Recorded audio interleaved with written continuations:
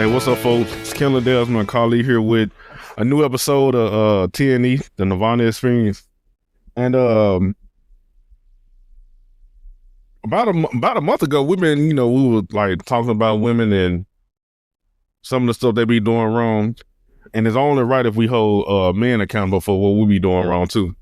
Especially over the last past couple of days, I've been having a conversation with people, and folks been saying shit that just don't sound. It just don't sound logical. And on top of that, I'm gonna piggyback off what me and Calvin talked about last week. So yeah, Carly here. What's up, call for? Ain't nothing much, same old, same old. We've been going to get this shit started. The first thing I want to talk about, very first thing we need to get understood is when it come down to a so-called alpha male that's non-existent within humans.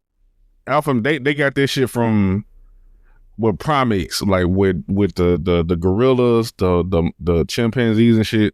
They always have an alpha male because that's the man that's in charge of the whole pack and all that type of shit. When it come down to men and humans, you either a man or you not.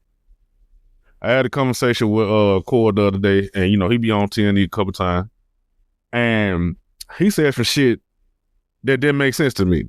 He watched a clip of a woman said she was repeating what her husband said to her. She said her husband told her he's not an alpha male, he's a masculine man. And I was like, what the fuck that supposed to mean? I like, you either like, cause if you're a man in general, you automatically masculine when you're a man. If you're a man and you live your life as a man, you masculine automatically. So I told Corey that he making it seem like it's a distinct difference between the two, and I had to explain to him there's no such thing as a alpha male among men anyway. And when it come down to that whole alpha male thing, look at what they generalize alpha man as. Most people now, especially on social media with the red pill content, they describe alpha male as having a lot of money, treat women a certain way, and living a certain lifestyle. You can be the poorest man, don't have no assets or none of this stuff, and still be a real man according to God. You'll be more of a man than the so-called alpha male is. And I be like, bruh, I'll talk to him. I was like, bruh, you contradicting. Like, he was like, I understand what you're saying. I agree with what you're saying, but I agree with what she's saying too. I said, nah, see, now you contradicting yourself. It automatically like put me in a mindset of the conversation that we had last week with Calvin again with the agree to disagree shit. You either agree with somebody or you don't agree with somebody. You can't agree with me and agree with what she said strictly based off, if I'm saying in order to be a man, you automatically masculine, there's no such thing as an alpha male, and you saying you agree, that means you completely don't agree with what that woman's saying. Because it's me saying what I'm saying completely just wipe, and you believe what I'm saying wipes out what she say. So I'm like, you can't believe both. You can't believe both of them because you contradicting yourself. And one of the main things I had to realize when it comes down to like people nowadays, especially men in general, a lot of men in this generation don't even know how to be a man for the simple fact, one, a lot of men dad one in their life and they mama called them a lot. My dad was in and out of my life. He was there and he wasn't there at the same time due to circumstances and shit. So I'm kind of balanced out. It never was just my mama the whole time. A lot of men that just had their mama the whole time, they not emotionally equipped to understand how to deal with shit as a man should do. And that's a big problem throughout, especially throughout black people in Israel. Like we don't know how to be men for shit. Like the biggest thing I remember one time you said on TNE called that lust spirit is heavy. It be fucking up. It's like it be fucking our man up. Mm-hmm. And that shit's true. Going back to the conversation that I just had the other day. Cool. Like he like, man, I gotta give me some pussy. I'm like, fool, no, you don't. I like that's really all in your head, fool. Mm-hmm.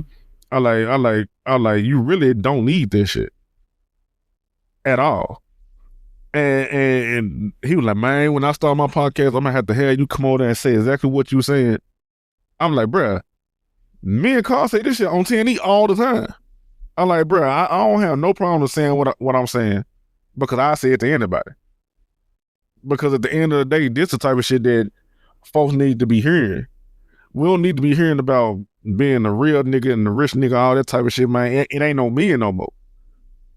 For real. Like when you get into the real shit, it ain't no such. It's only a handful of men out here for real. Mm-hmm. Because don't nobody wanna hear.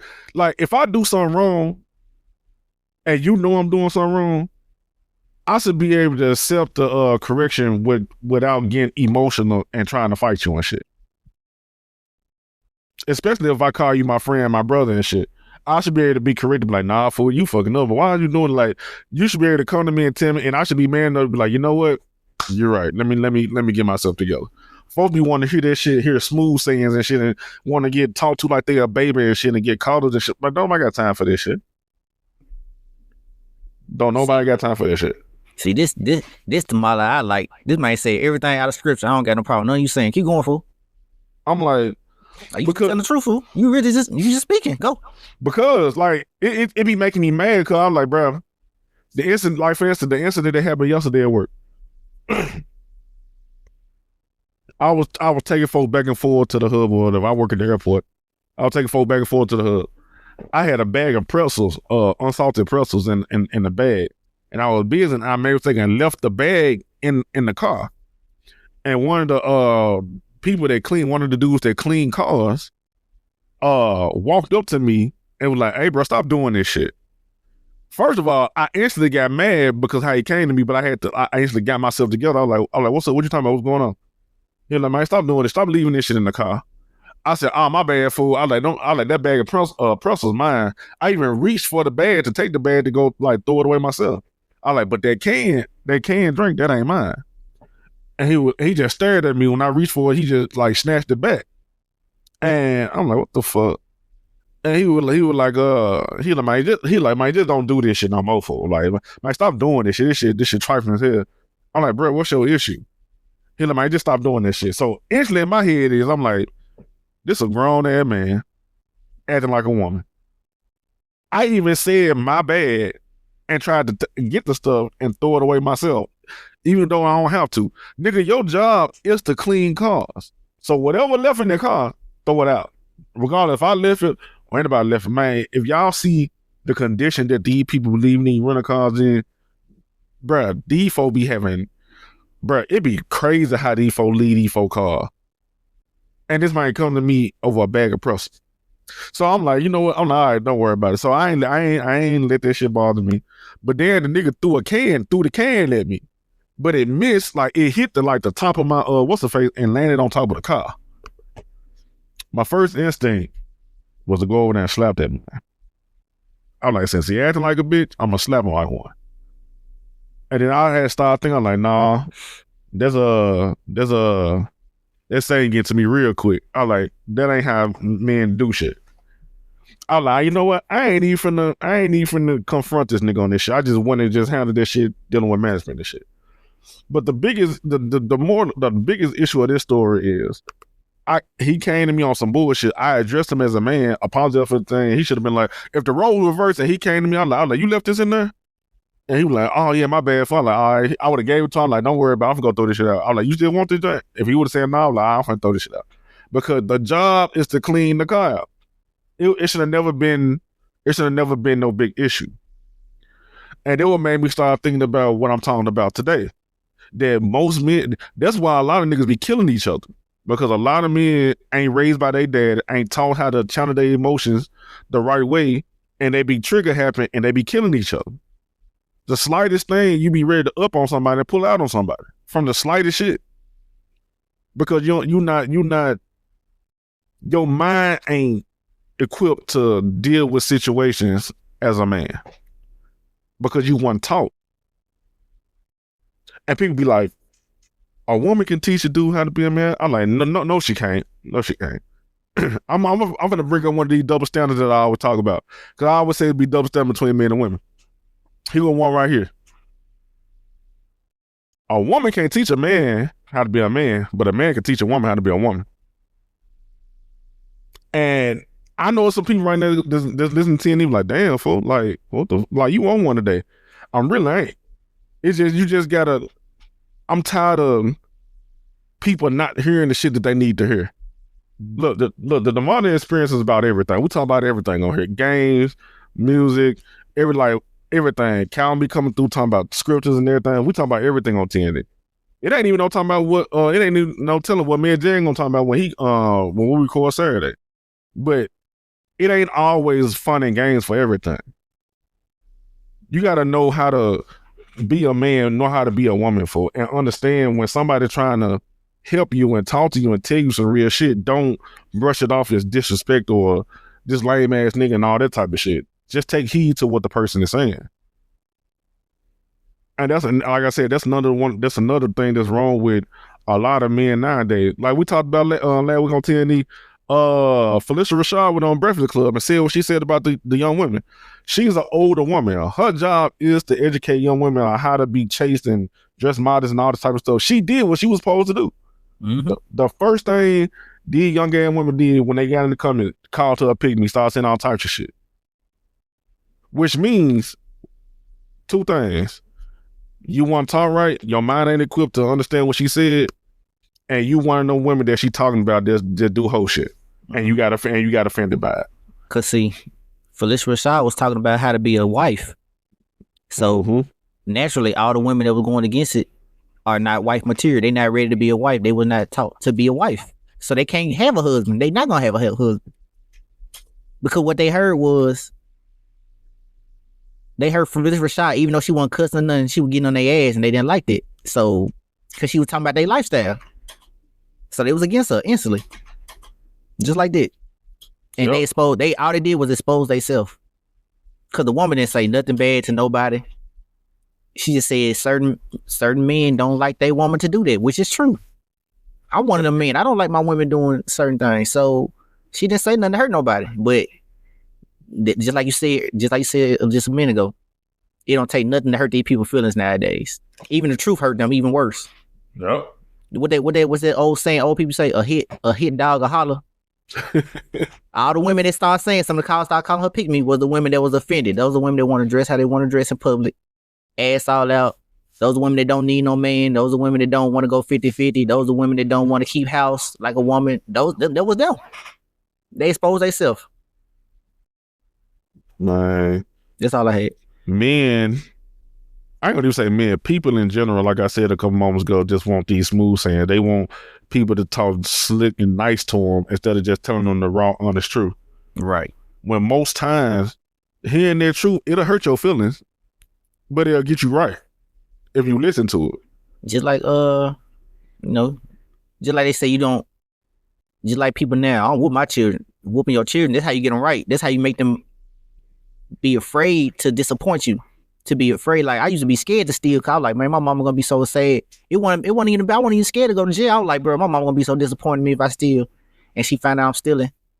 I wasn't even scared of the police. I was scared of like, dang, my mama gonna be like, damn, I'm gonna let my family down doing this dumb ass shit, stealing this shit. You know what I'm talking about, fool? Yep, that's how it's supposed to be. Yeah, like, bro, fuck the police. I'm like, damn, bro, my dad and my mama gonna be like, bro, why you stealing? You got everything at the house.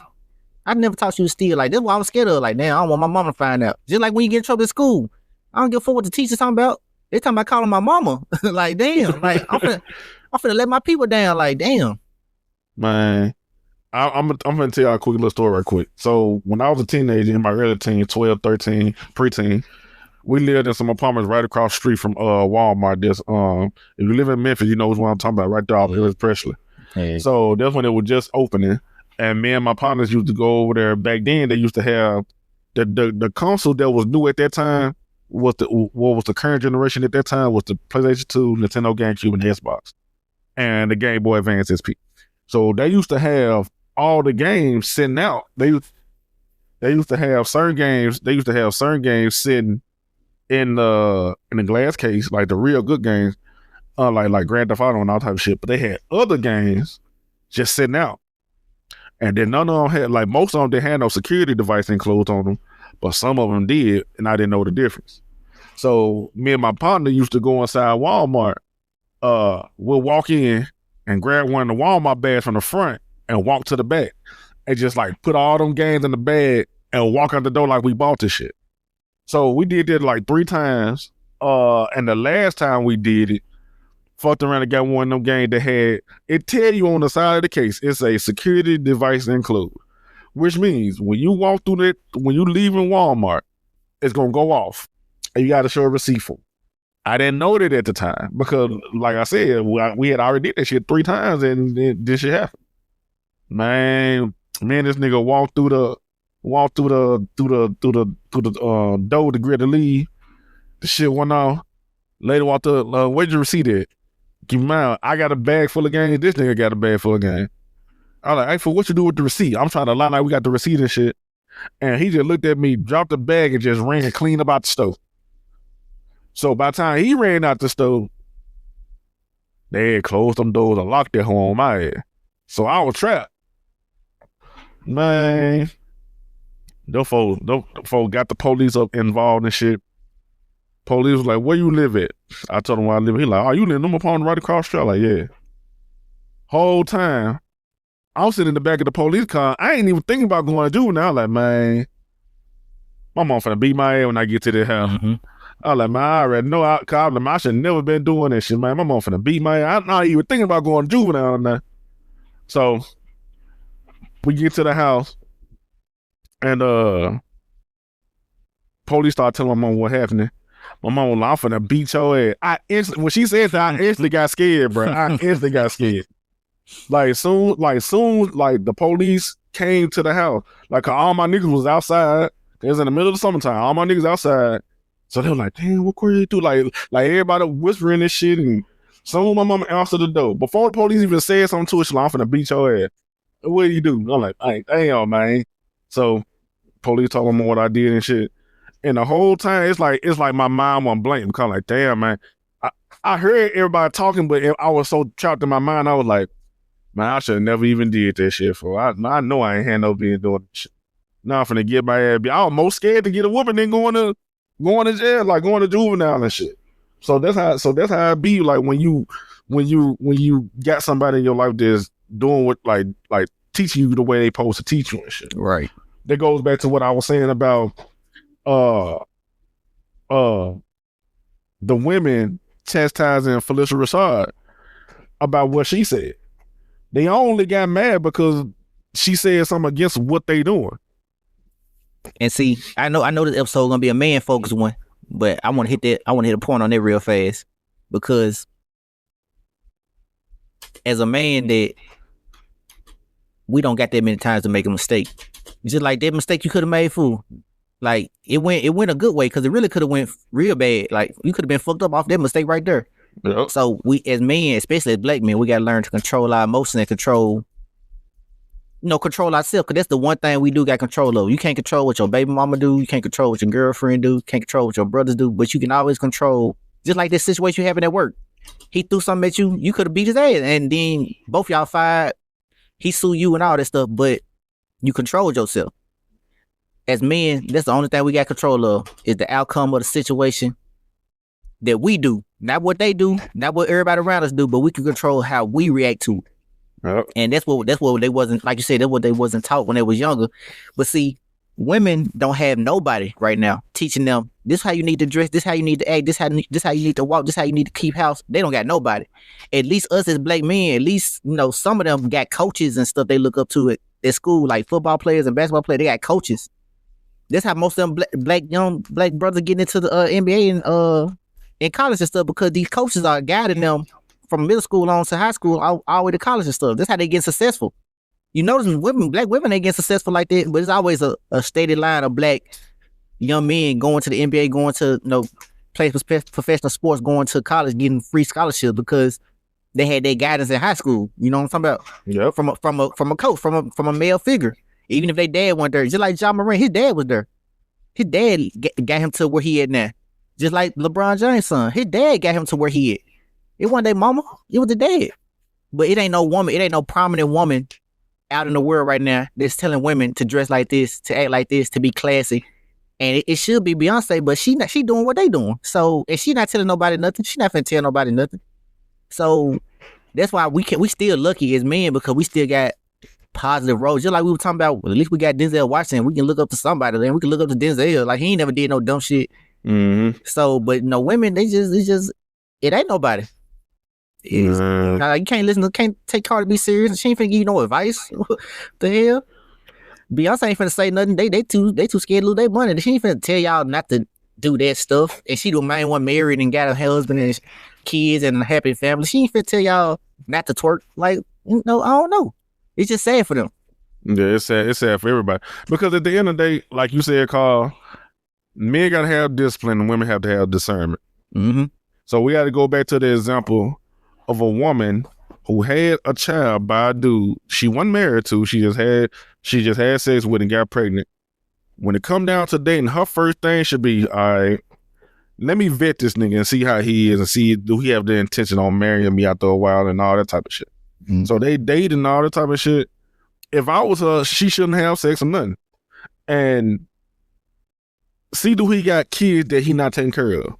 What happens most times is women get pregnant by a person and they count the first kid a mistake. I ain't mean to get pregnant and all that type of shit. All right, cool. Then they start talking to somebody else who they say they in love with and all that type of shit. She get pregnant, don't work out. Cool.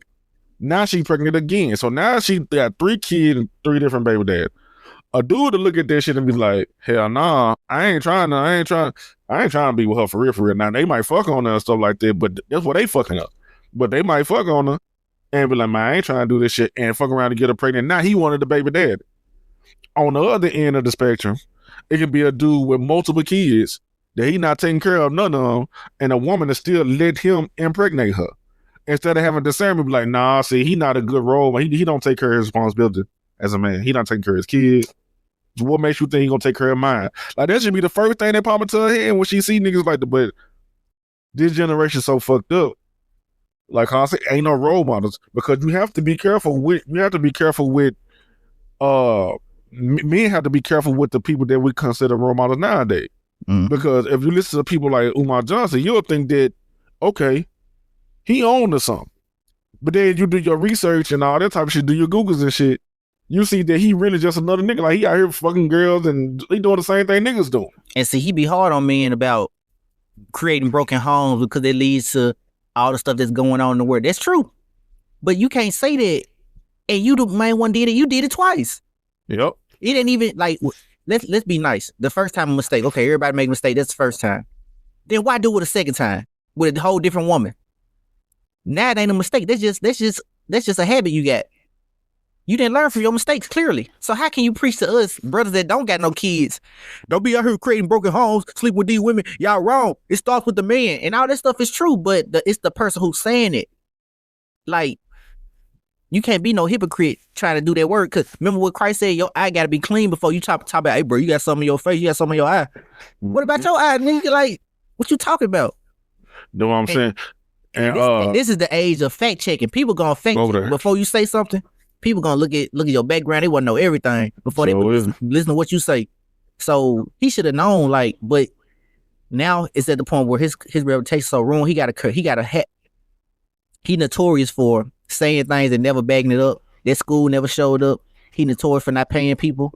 He notorious for taking money. Like, he don't even have a way for you to really send him the money for the school. Like, you send it to his Cash App, to his Apple Pay. You don't send it to no actual place. You know, like, send your funds here. No, yeah. you just send it to his Cash App and stuff. That's how you paying him for that school. He ain't even got no legitimate way to receive the money and to distribute it to fund the school. And he ain't finna get these people back their money either. All he do now is go on talk shows. He get paid to go on these different interview shows, get interviewed. He get paid like that. That's what he do, fool. He collect checks like that. Well, he ain't no, like, everything we thought he was in the beginning, he ain't none of that. See, man to do that. That's why when it come down to me personally, like, the only man that you really can count on and 100% believe and trust in is Christ, because he's the only person that walked the earth, did everything that he said he did, and didn't lie about nothing. Mm-hmm. He didn't fall for no manly stuff or nothing. That's the like Christ is the literal example of walking like you're talking. Mm-hmm. Umar Johnson might sound good, saying all this stuff, and he be right to a certain extent. But you can't be bashing your people for what they doing, bunny hopping, all that type of shit. You might not do that, but you doing other shit. So you doing other shit just as worse. You know what I'm saying? So you can't bash your people and then doing shit behind closed doors. That's why I say when you a man, like humans fuck up. Humans fuck up. It's just in our nature to fuck up. Mm-hmm. They're just in our nature to fuck up. But the main thing you got to do is be able to learn how to take when somebody's trying to correct you. First thing a motherfucker say, man, that man ain't my dad. I'm a grown ass motherfucker. Man, ain't telling me what to do. See, that's the problem. Can't nobody tell you nothing. Mm-hmm. I used to be like that my damn self.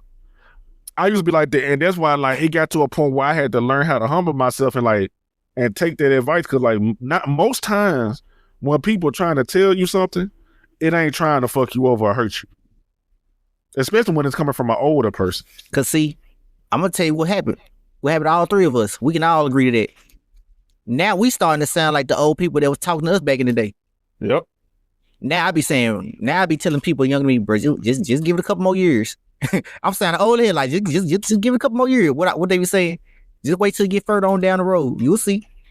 Right. Now I'm the one giving all that old advice and stuff. I'm like, damn, I ain't want to hear none of this shit when I was young.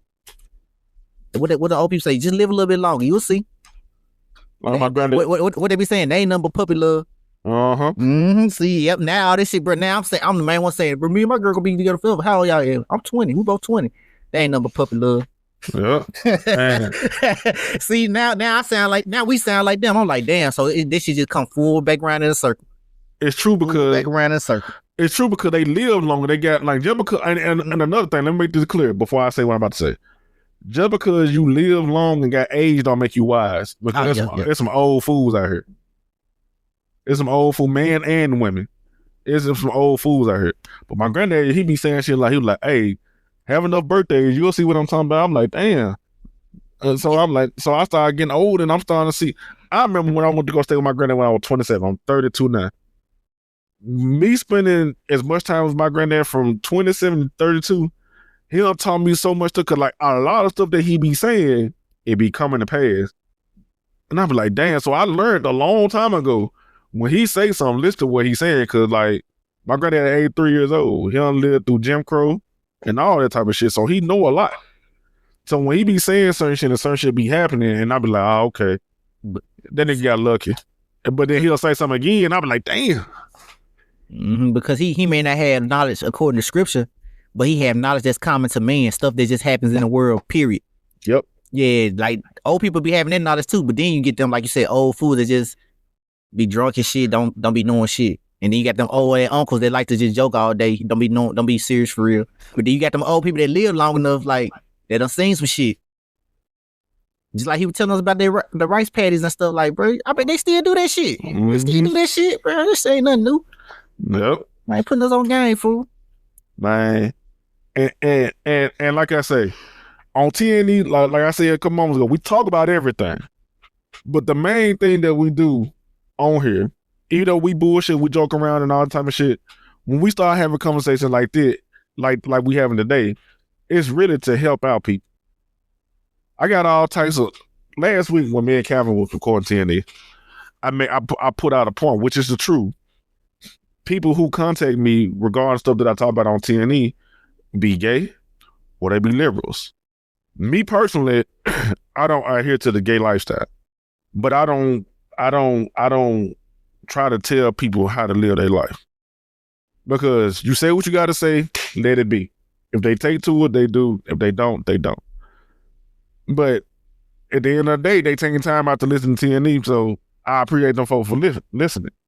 But they don't give you the right to contact me and say the bullshit that you say when you won't be man enough to say that shit to me in my face. At all. I'm gonna tell you this. People must think we cause we say the things we say, we like, we not like, I don't know how to, like, I'll just have this way I'm saying it. We are peculiar people. I know some people that don't like gay people. They act like they like gay people are not human. They be like, get away from me. We are not like that. Like I talk to a gay person, like I just talk because they still a human at the end of the day. Like everybody's a human. Like, but some people just they're far right or what left. I don't know what side it is. They just treat you like you subhuman and shit. Like you like you just like some type of creature. Like we'll have a conversation with you. We just don't agree with what you're saying. Like I have a conversation with a KKK member.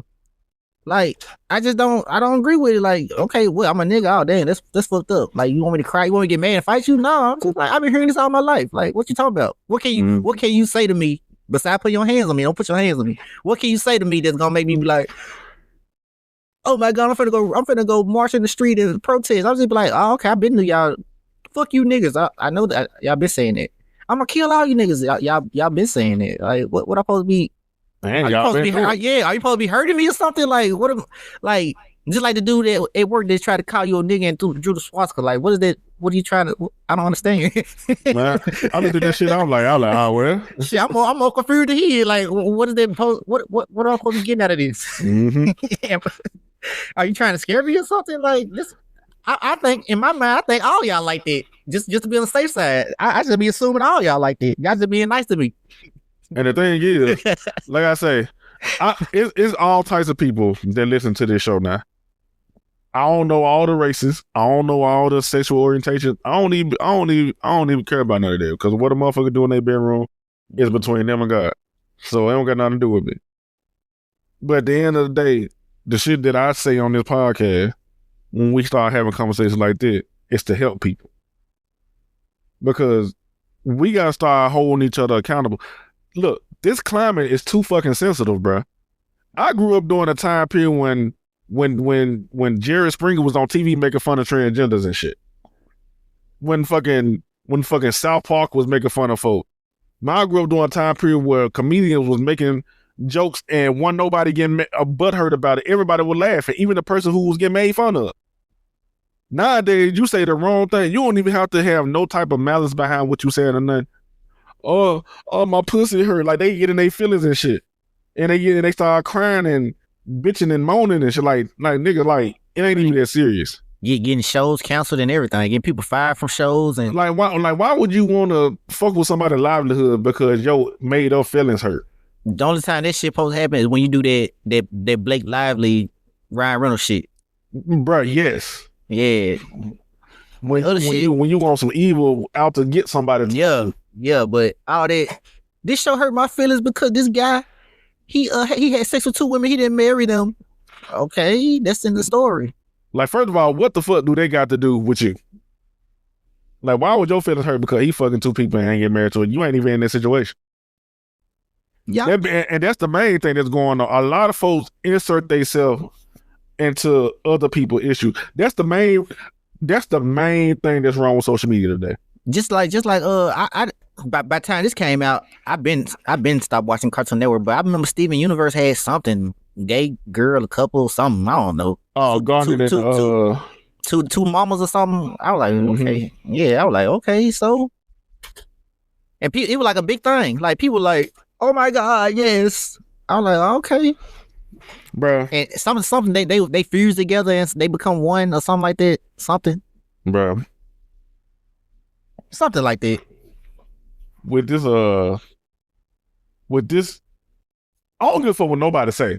I just sat here and said, now for real, I had to sit here and think about it. I just sat here and said, I don't got no problem with gay folk, the LGBTQIA, all that shit. No, I don't got no problem with that shit. Cause like I said, what y'all do and how y'all live is y'all life. Y'all gonna have to deal with God at that, not me.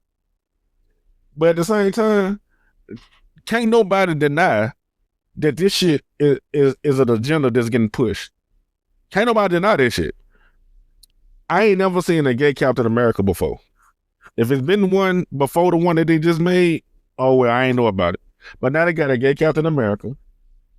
They're making characters that wasn't gay, all for the sake of inclusion. Everything don't have to be gay. See, I ain't never heard of gay Captain America. I done seen gay other stuff, other superhero, but not Captain America. Me, know what I'm saying? They have a gay Captain America now. Hey, I'm gonna tell you, on a side note, they'll let Batman sleep with Batgirl, but they will not turn that man gay, fool. Not yet. Not so far. I ain't seen a gay Batman yet. You know what I'm saying? He done slept with what's her name and all this shit though, but he done slept with Talia. He done slept with Catwoman. He done slept with what's name daughter name? Who? The dude that be making the bat symbol. Talk about Lucius. Nah, the dude that be sending the signal out. The sheriff.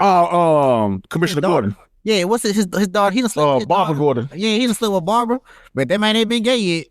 I promise he ain't been gay yet. It's not Man, so far. Batman had a baby with Talia al Ghul and everything. Damian Wayne. Mm-hmm. So, like, you know what I'm saying? Like, so back in 2021, they announced, it's a Marvel announces first gay Captain America, Wow. marking the character's 80th anniversary.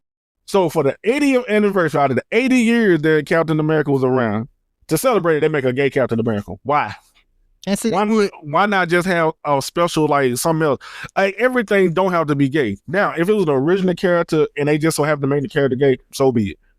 But when it comes down to IPs that exist that ain't never, no matter what version it is, ain't never showed signs of being gay or what, just don't do it. And see, this just came to my mind. I just not heard about the gay Captain America, but it just came to my mind. Like, what if they just, you know, they do stuff just out of spite, right? Yeah. What if they just now made this man gay just because right now at the moment Anthony Mackie is Captain America? See? Like just out of spite. Now all of a sudden Captain America gay, and the current Captain America in movies is Anthony Mackie. He just got that role after being in the MCU for like what 18 years, something like that. He just not got a major starring role, bro. He deserved that shit. That might have been in that hole for the beginning. Movie didn't do good and stuff, but you know, nobody ain't watching Marvel movies right now. And now all of a sudden Captain America gay. Why he the active current Captain America? I'm like, damn. So no, I'm saying, like, They do green shit, bro.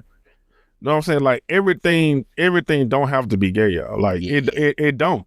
And it ain't even nothing, like, everybody reasoning behind making gay characters is inclusion. It's ways to include people that's gay to show representation without making characters that's already established gay. You don't have to do that. And see, most men, when I be looking at them talk about it, they be like, I don't even care about the character being gay. It's just like, what does it do for the story? If it's not that they're gay and this is what's affecting the story, then why they gay? Some characters be gay just because they gay, and then the story don't change at all. So they be like, why do we need to know their sexuality? Like, and the story don't change. They're just like around about the same time they announced the gay Captain America, they made Superman's son Jonathan the King gay. Now, if they do something in the story with them being gay, then that's cool. But if they don't do nothing, then what's the point of them being gay? You just want them to be gay. Exactly. Yep. So I never known Lois Lane and Superman's son to be gay. Right. But they made him gay. What this shit? I forgot what article was it, but it was they were like Superman coming out as super bi, and they were like he's more gay than bisexual. I was like, what do that mean? How you more gay than bisexual? Bro, this man, I know Superman for fucking on Lois Lane and fucking on Wonder Woman. Yep. I hate to say it like that, but that's how I know him for. All them aliens he fought, I ain't never seen him mate with no aliens. I ain't never seen him do none of that. I seen him fuck on Wonder Woman, fuck on Lois Lane, and the other girl from Smallville. Yeah, he was juicing her head. Man. But hey, I sent you a leak. I want to know what you think about it. Play that I want you to listen to it. I sent you a link on your phone. I want you to play it on the podcast so they can hear it. I want you to read. Your advice on it. Yeah, I just want you to get your advice on it. This is your first time seeing it. I want everybody to know this is his first time seeing it. It's gonna be his first time listening to it. I want to listen to the whole little section, then give his honest first time reaction opinion to it. Go to 10 minutes. All right. At the dot. And then it ends at well, to the end of that little section end. Start at 10 minutes and then it'll end at 12. Something like that. Cause you just spoke about it. It popped in my head. I said, damn.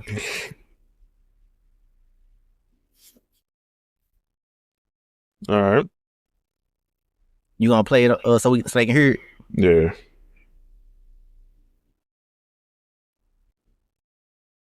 So You said go to the 10 minute mark.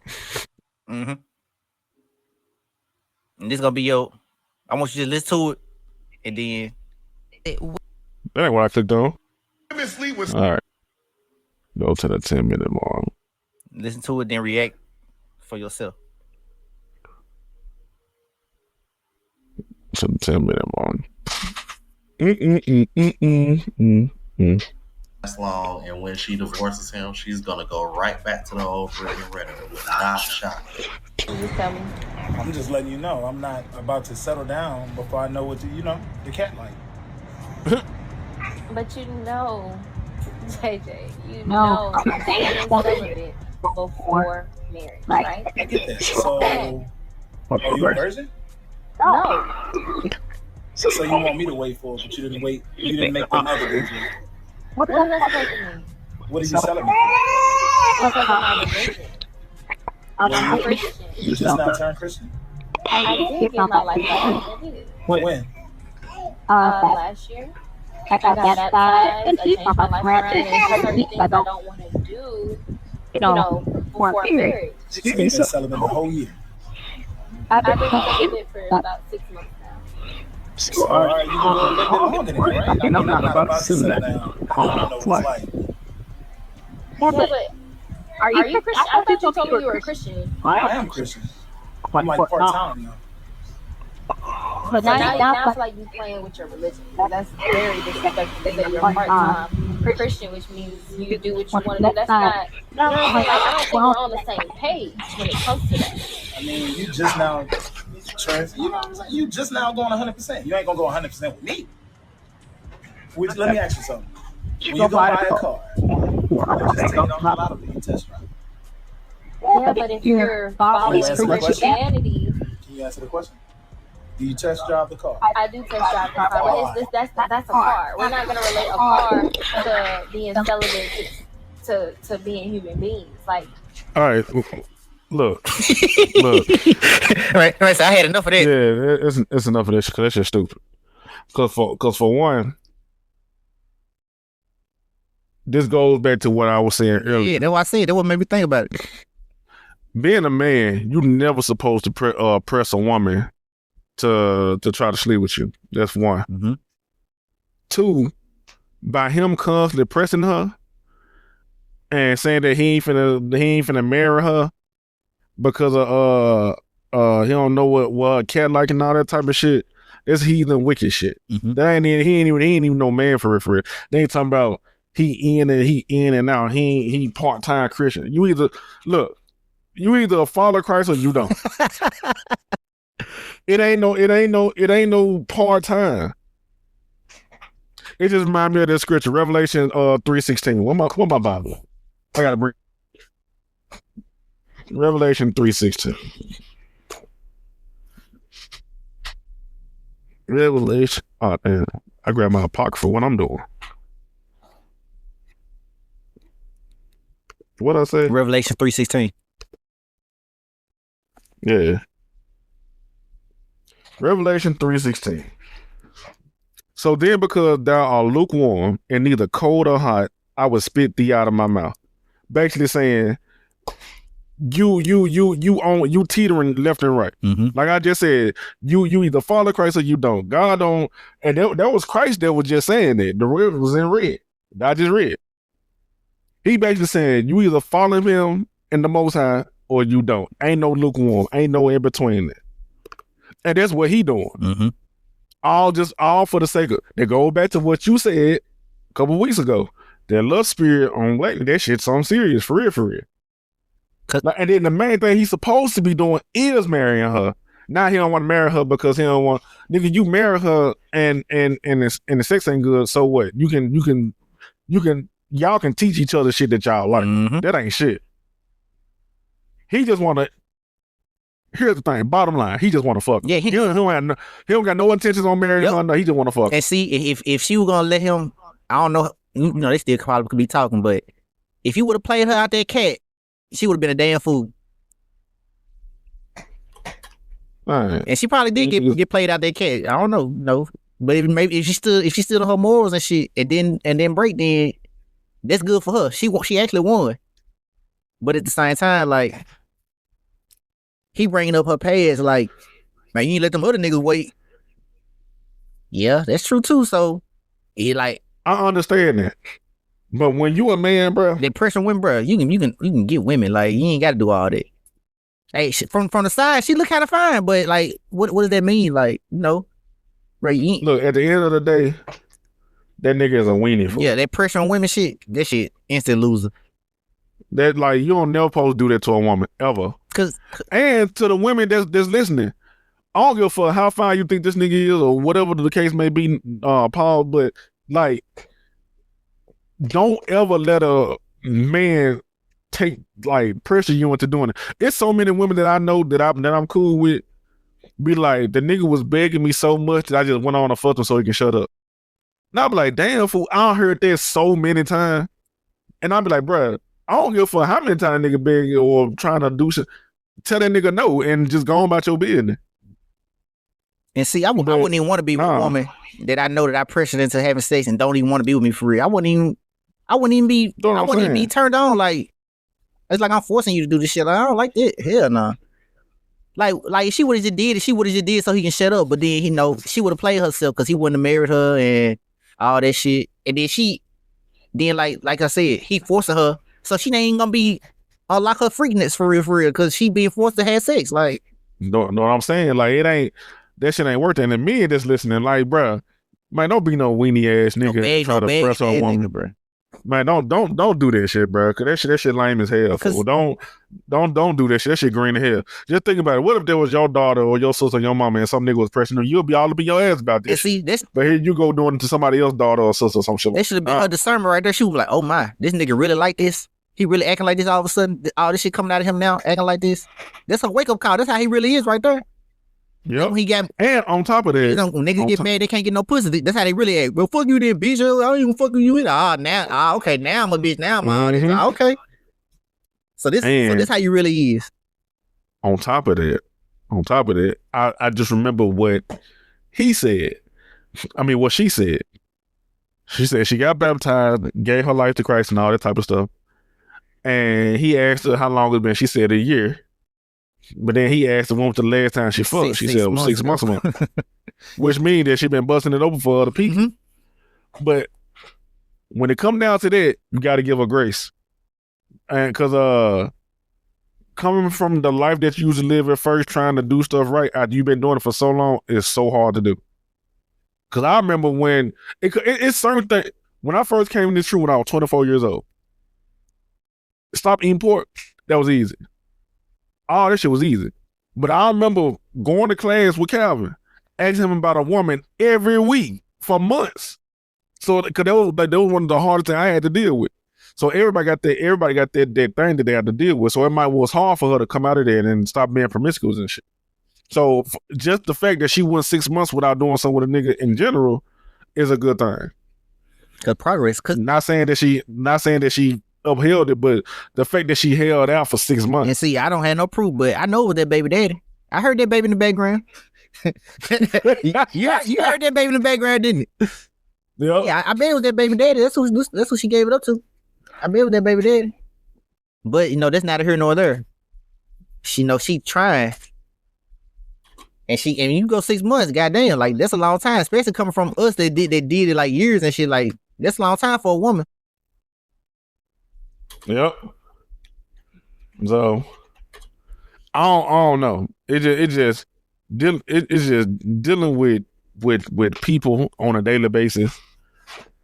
I'm at the point in my life where now stuff is starting to get like complicated. When I say complicated, I mean like, all right, so now I see how celebrities get into a lot of shit. Mm-hmm. When I say a lot of shit, I mean like business things to be busy. So I work, I do TNE, I stream, I write books. I just published my first book, but we'll talk about that on off mic segment. But I just did that. So I got my hand in 4 different things. When you got your hand in 4 different things, you staying busy, stuff in your life start to happen. Cause when you start putting in work, like it's true when they be like, what you put into the world, you get it back. it's true to a certain extent, because I know some people that work hard their whole life and still poor, but they rich in spirit. So it's true to a certain extent. But what I'm saying is, in my case, is I'm doing a lot of different things. I'm working and stuff and putting a lot of stuff in the pot and mixing it up, and I'm starting to get positive reaction back from it. And with that reaction come with other opportunities and everything. And I guess my confidence or whatever it may be is different. So now I'm starting to see a lot of girls and women coming at me, right? So now it's my job to navigate through that shit and cut through the bullshit, because I'm starting to see this shit happen firsthand. That's it. Just the other day, a woman came up to me out of nowhere in the store and was telling me I'm real handsome. Man, that shit ain't never happened to me before. I'm like, damn. I'm like, I appreciate it, but she came up to me. But when I looked at her, she was a woman that's not my type. Mm-hmm. What I mean by that is, we in the store, kids around, but her shorts coming up to her coochie, and when she turned around, the bottom of her ass hanging out, her belly was showing, and everything, and she was just like loud and ghetto. And the bad thing about it is, she was fine as fuck. Like, her face was, bruh, her face was pretty as hell. I'm looking at her like, I appreciate it and everything. Like, I ain't disrespecting her nothing. Like, I appreciate it and everything. She like, you got a girlfriend? I'm like, nah, I ain't even trying to get no one right now, man. I'm up here doing this shit, and I'm into all types of shit. What the shit she say? Man, that's what they all say, but they be having plenty of girls. I'm like, man, I don't got nobody. So I'm talking to her and shit and everything. I ain't get a number or nothing, because I knew that's not the type of woman I want to be my woman.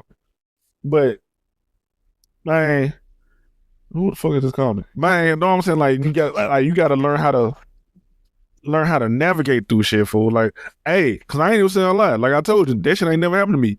But I'm sitting, when I got to the house and I sat there and started thinking, I was like, man, fool, a lot of this shit happening because Satan trying to distract me, fool, from what I'm trying to do. But because like I said, that woman ain't never came up to me and said that shit to me in the store before ever. And I'm 32. That shit ain't never happened to me. Mm-hmm. So I know that's safe. See, let me take over for a second. So this episode dedicated to the men, like we said. So I want to say this. Let me touch on something particular. The Fresh and Fit podcast. Mm-hmm. They always make up reasons for why certain women don't want certain men. They always give men these different excuses. And men take these excuses. Why you don't date girls? Why you don't talk to girls? Man, these women don't want no man that like this. They don't want no man. Instead of saying that, they Fresh and Fit podcast don't never tell you, get up. Go groom yourself. Go get your hair cut. Go get your beard trimmed. Go to the gym and go work out. Go eat right. They'll never tell you to build yourself up as a man, because that's what you always supposed to do.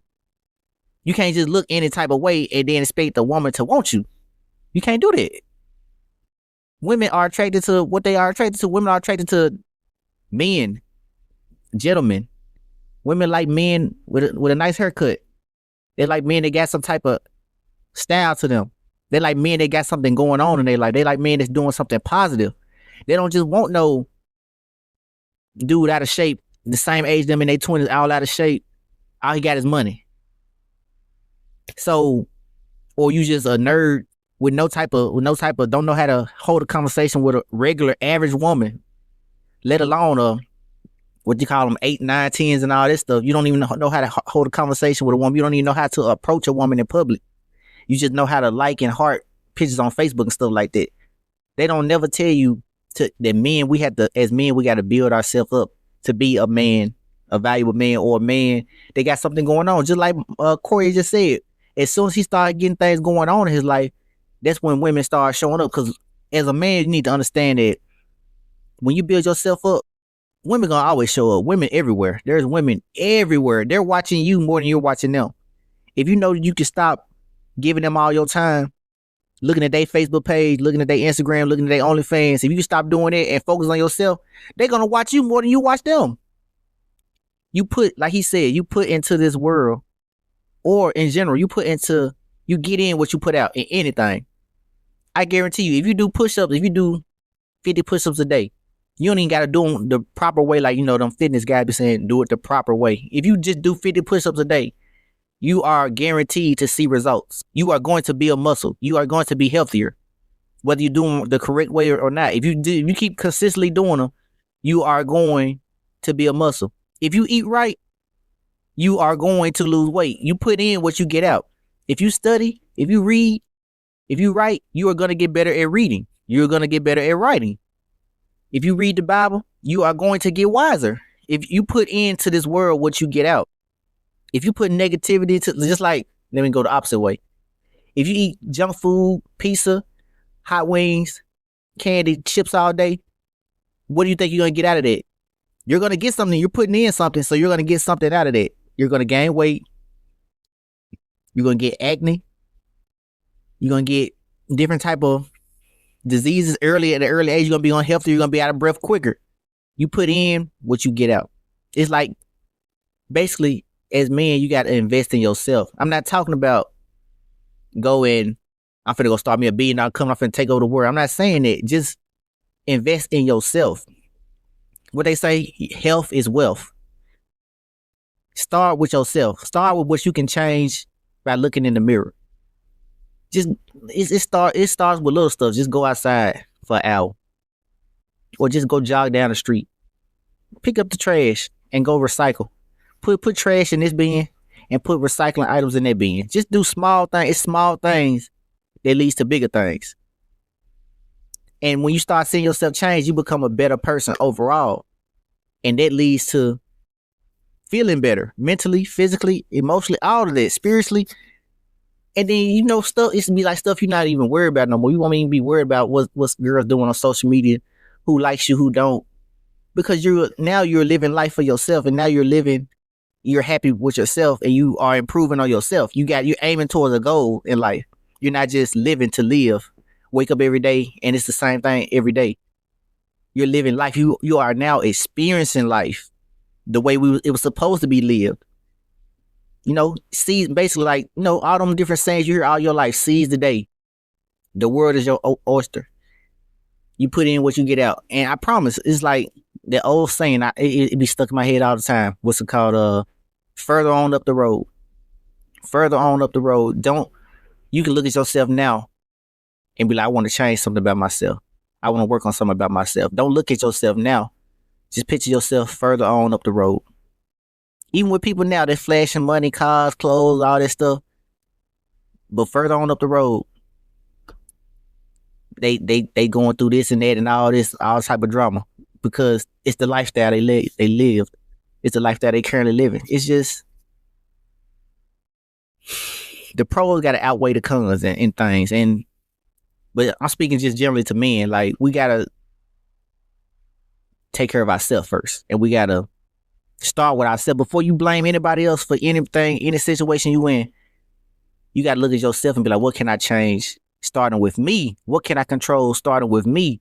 What do I have power over? Starting with me. I can't control what goes on outside my door, what's going on in the world as I speak, but I can control what I do and how I react to it. Cause I'm a man, and that's what one thing the men do. They have control over themselves.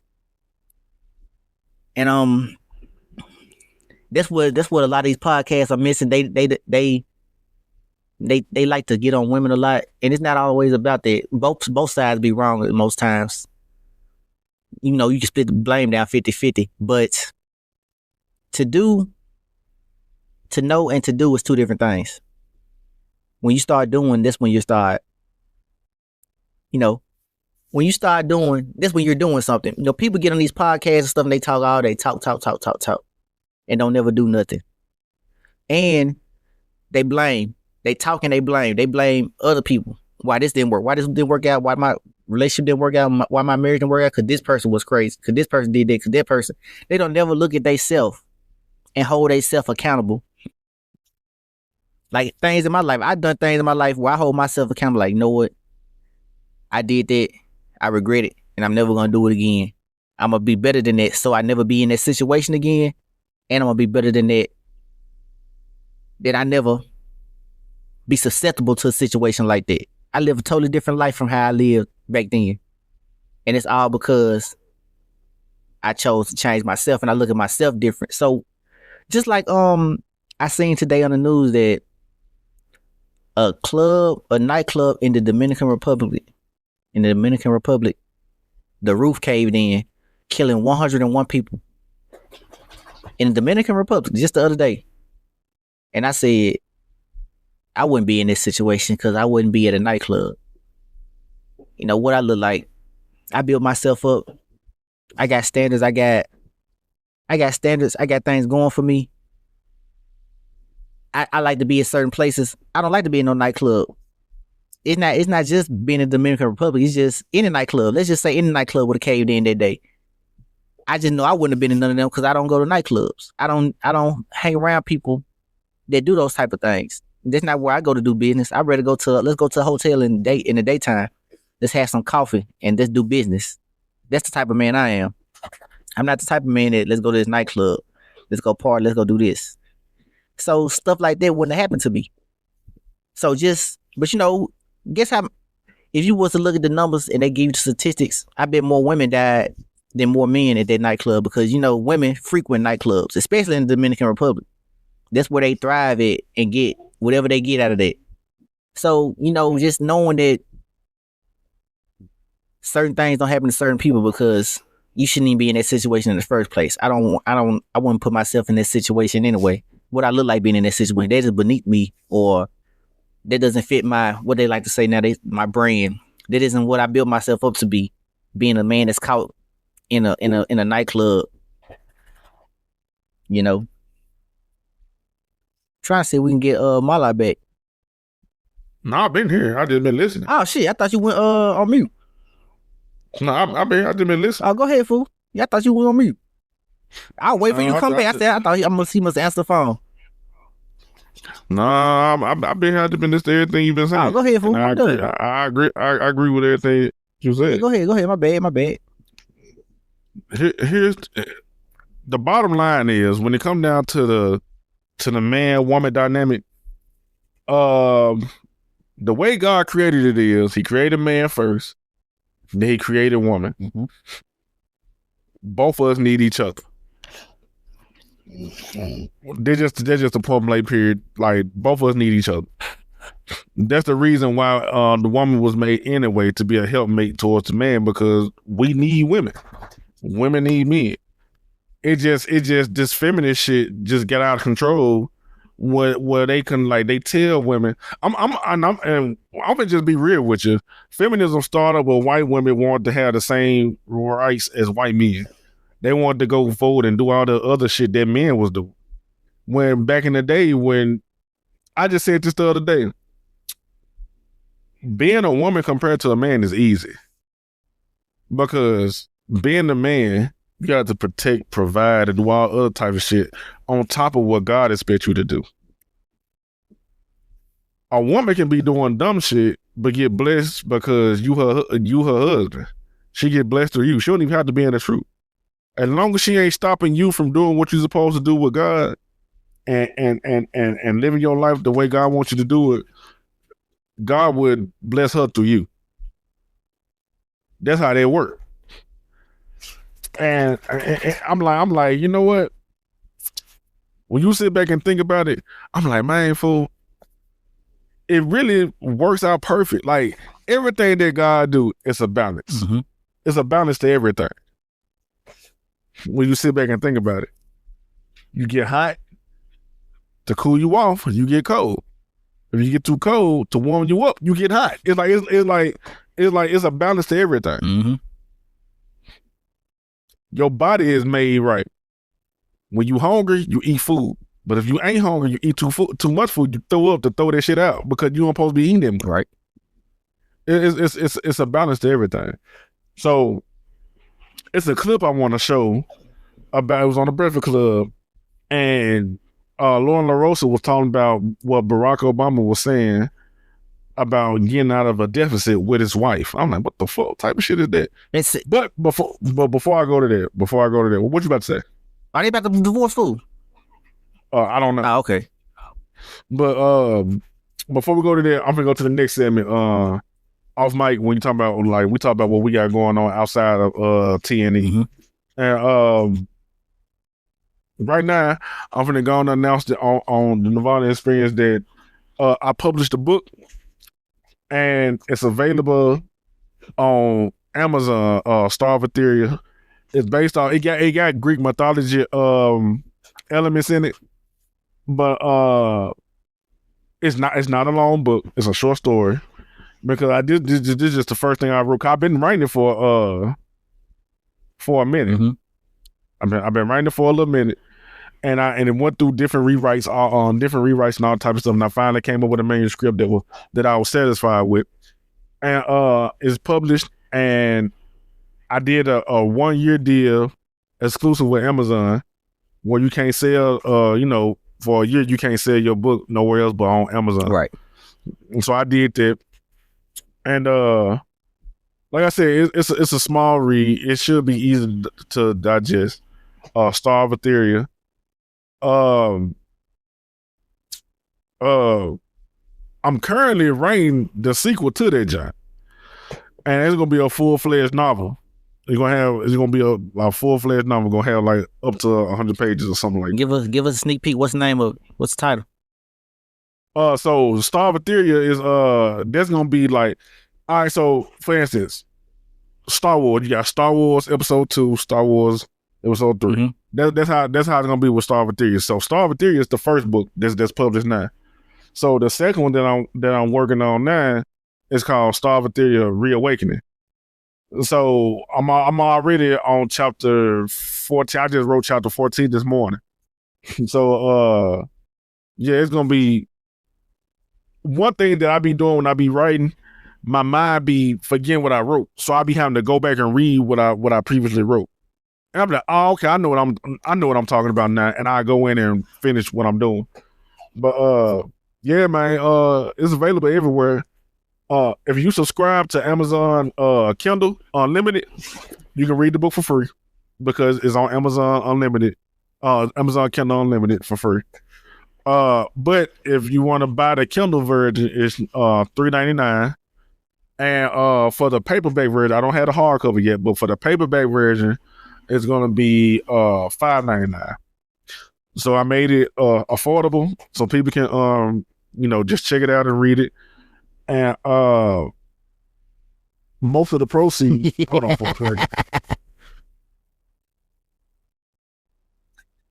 Hello? It's crazy. 'Cause I was just here talking about it's called Star of Etheria. Yeah. See y'all. See even the spirit. Okay. As soon as he talking about it. All right, granddad. Yeah, that was my granddad calling me. He was like, "What's the name of how you pronounce the name of your book?" So I just told him, I said, "That's the spirit, y'all. Y'all heard it?" Yeah. So yeah, that was like granddad asking about Star of Etheria, but yeah, man, I made it affordable. It's a short little story. The premise of it is, it's a shepherd by the name of Lysander. He in the field one night, and a falling star is falling from the sky, and he go over there to see where it landed at. And when he go over there to see where it landed, it's a woman, and he clothed her up and all that type of stuff. And they spend time together and end up falling in love, but he didn't know that she was one of the stars from the sky. And one of the guys cast her down because they were jealous of how beautiful she was and how bright her star was when she was in the sky. But then stuff started happening in the sky, and it was time for her to return. So she had to go back. And he missed her so much that he went through different trials and stuff to go back with her and go get her again. So that's basically the premise of the story. And like I said, when I was writing the first draft of this story, I was watching Twilight. Stephenie Meyer is one of my most favorite authors of all time. I love Twilight. And I kind of got inspiration from that, but I had to stop watching the movie because I was like, one thing I don't want to do is put too many elements of her stuff and my stuff and then get hit with plagiarism and shit. So I had to turn it off and just focus and do what I was doing. Man, didn't the other lady get even more richer than Stephenie Meyer off of Off of fan fiction?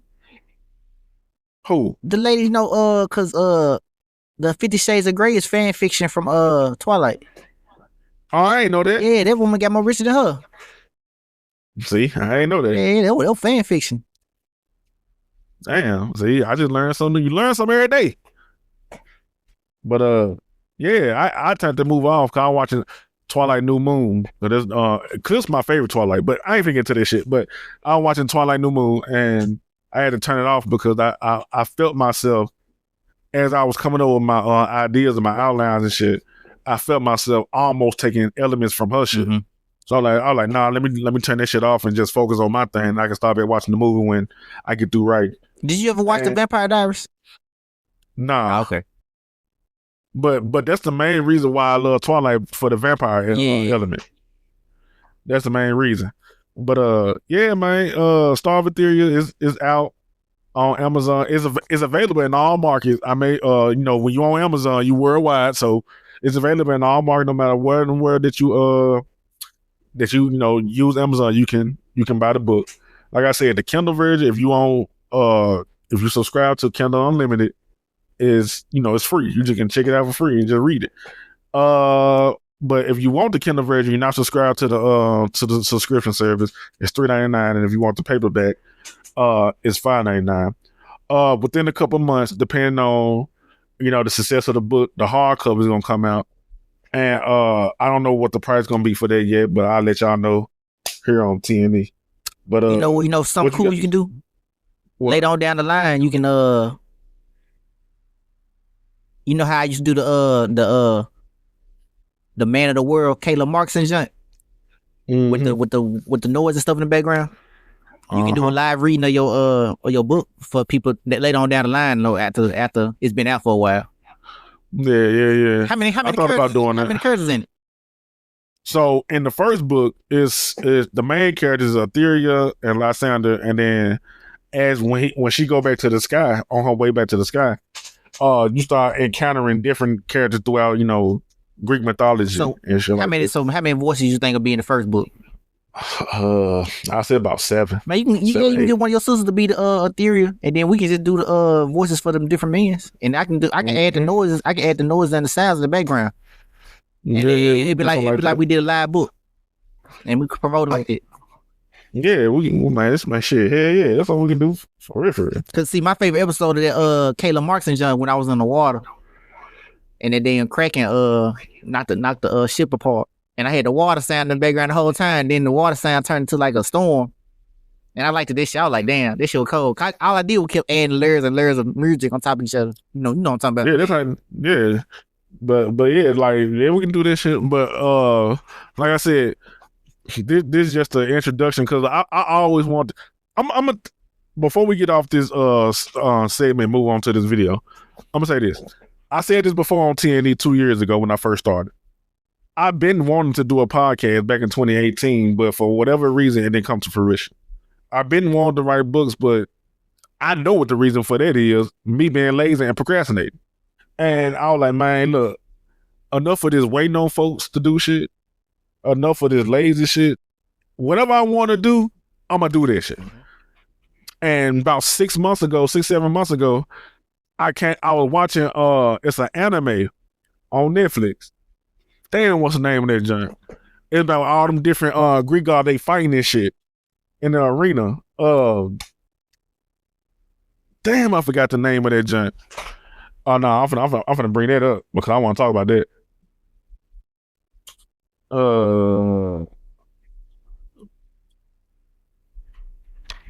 It's on Netflix, and I was watching it, and I'm like, damn, man, this jump fire as hell.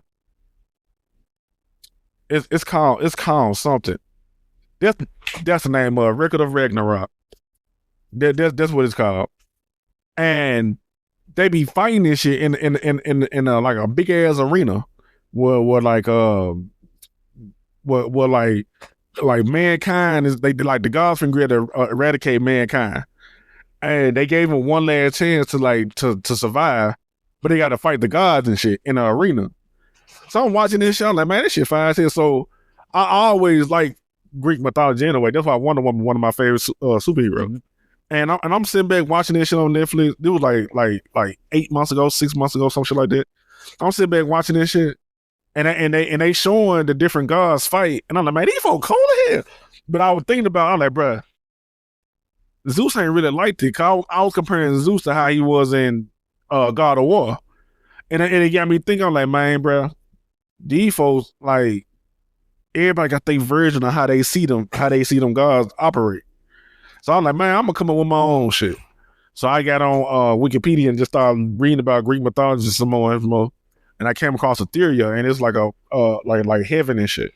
So I'm like, damn, I like the way the word look. I like the name of it. I like how you pronounce it. I'm like, man, I'm gonna do something with this. And that's how I ended up coming up with the idea for Star of Etheria. And it took me like 6 months. I worked on that without even telling nobody, because most times when you do shit, you don't have to tell everybody everything that you're doing. So I worked on it for about 6-7 months, constantly rewrote it, and now we at the point where it's published. So so now I'm telling folks, like, you always hear people say,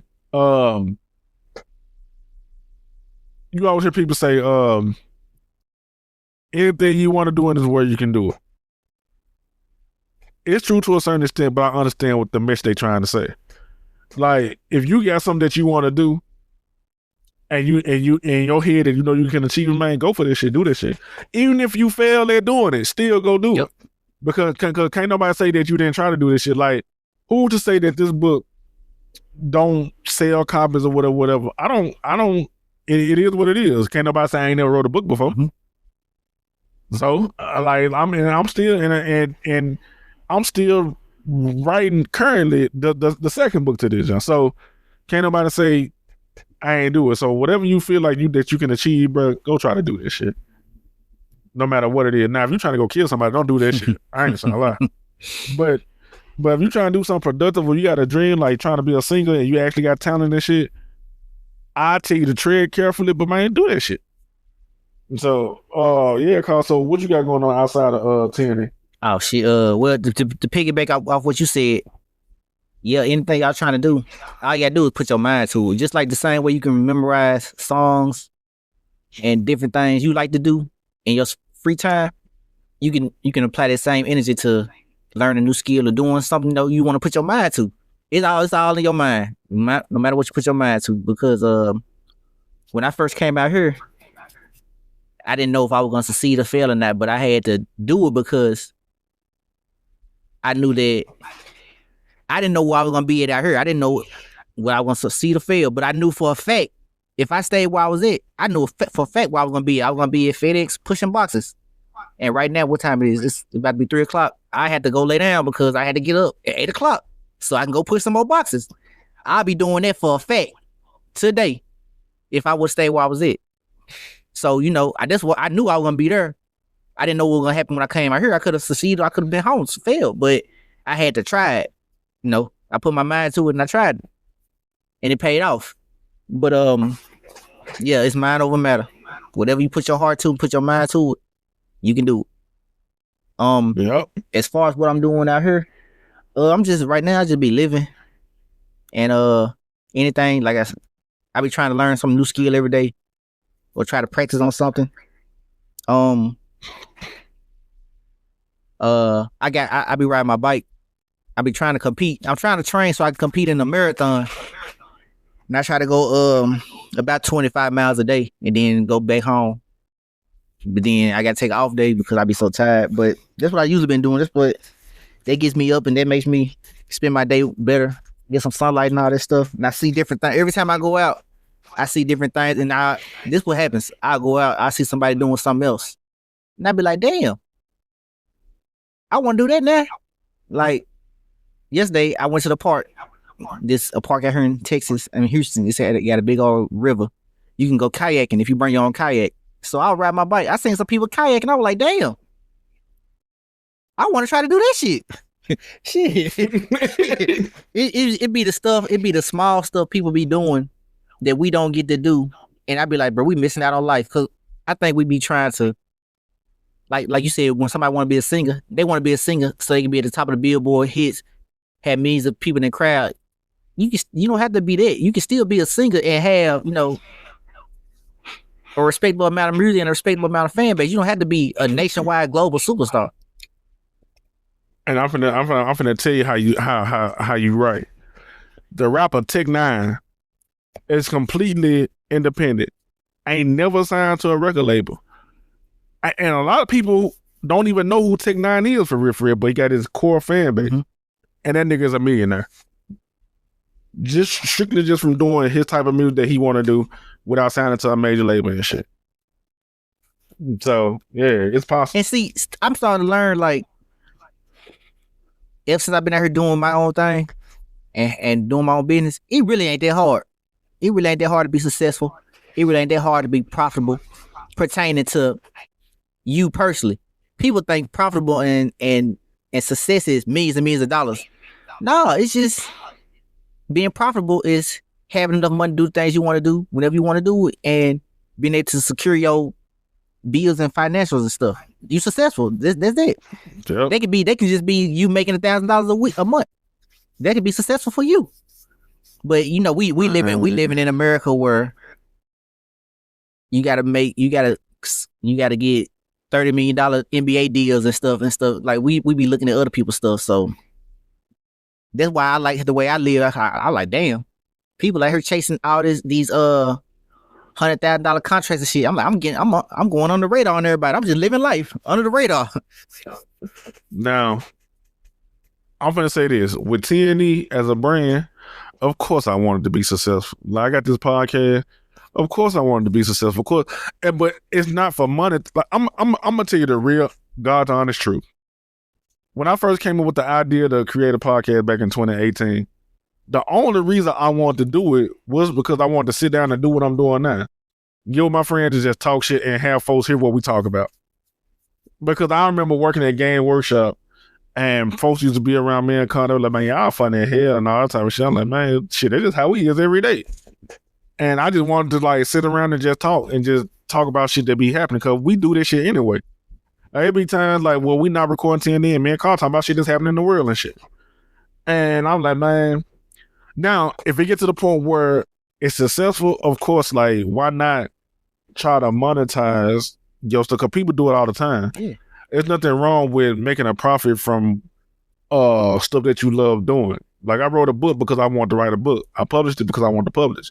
Do I want it to be successful and people, like, buy it to read it? Yes. Not saying that I only want people to buy it because I want the money from it. No.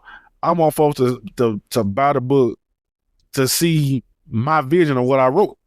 Mm-hmm. That's the main reason why I want people to buy it. Mm-hmm. Like, I want to be it's nothing wrong with wanting to be successful. Now, do I want to sit here and say my goal is to be rich from streaming the podcast? No, that's not my goal. My goal is to be successful enough to be able to be self-sufficient and sustain myself on my own and be able to live life comfortably, be able to take care of my responsibilities that I need to take care of. The goal is not to be rich. Because me personally, I just had the conversation yesterday. Me personally, when your goal is to be rich, you teetering on the borderline of being greedy. Because people always be like, it ain't no such thing as too much money. Yes, it is.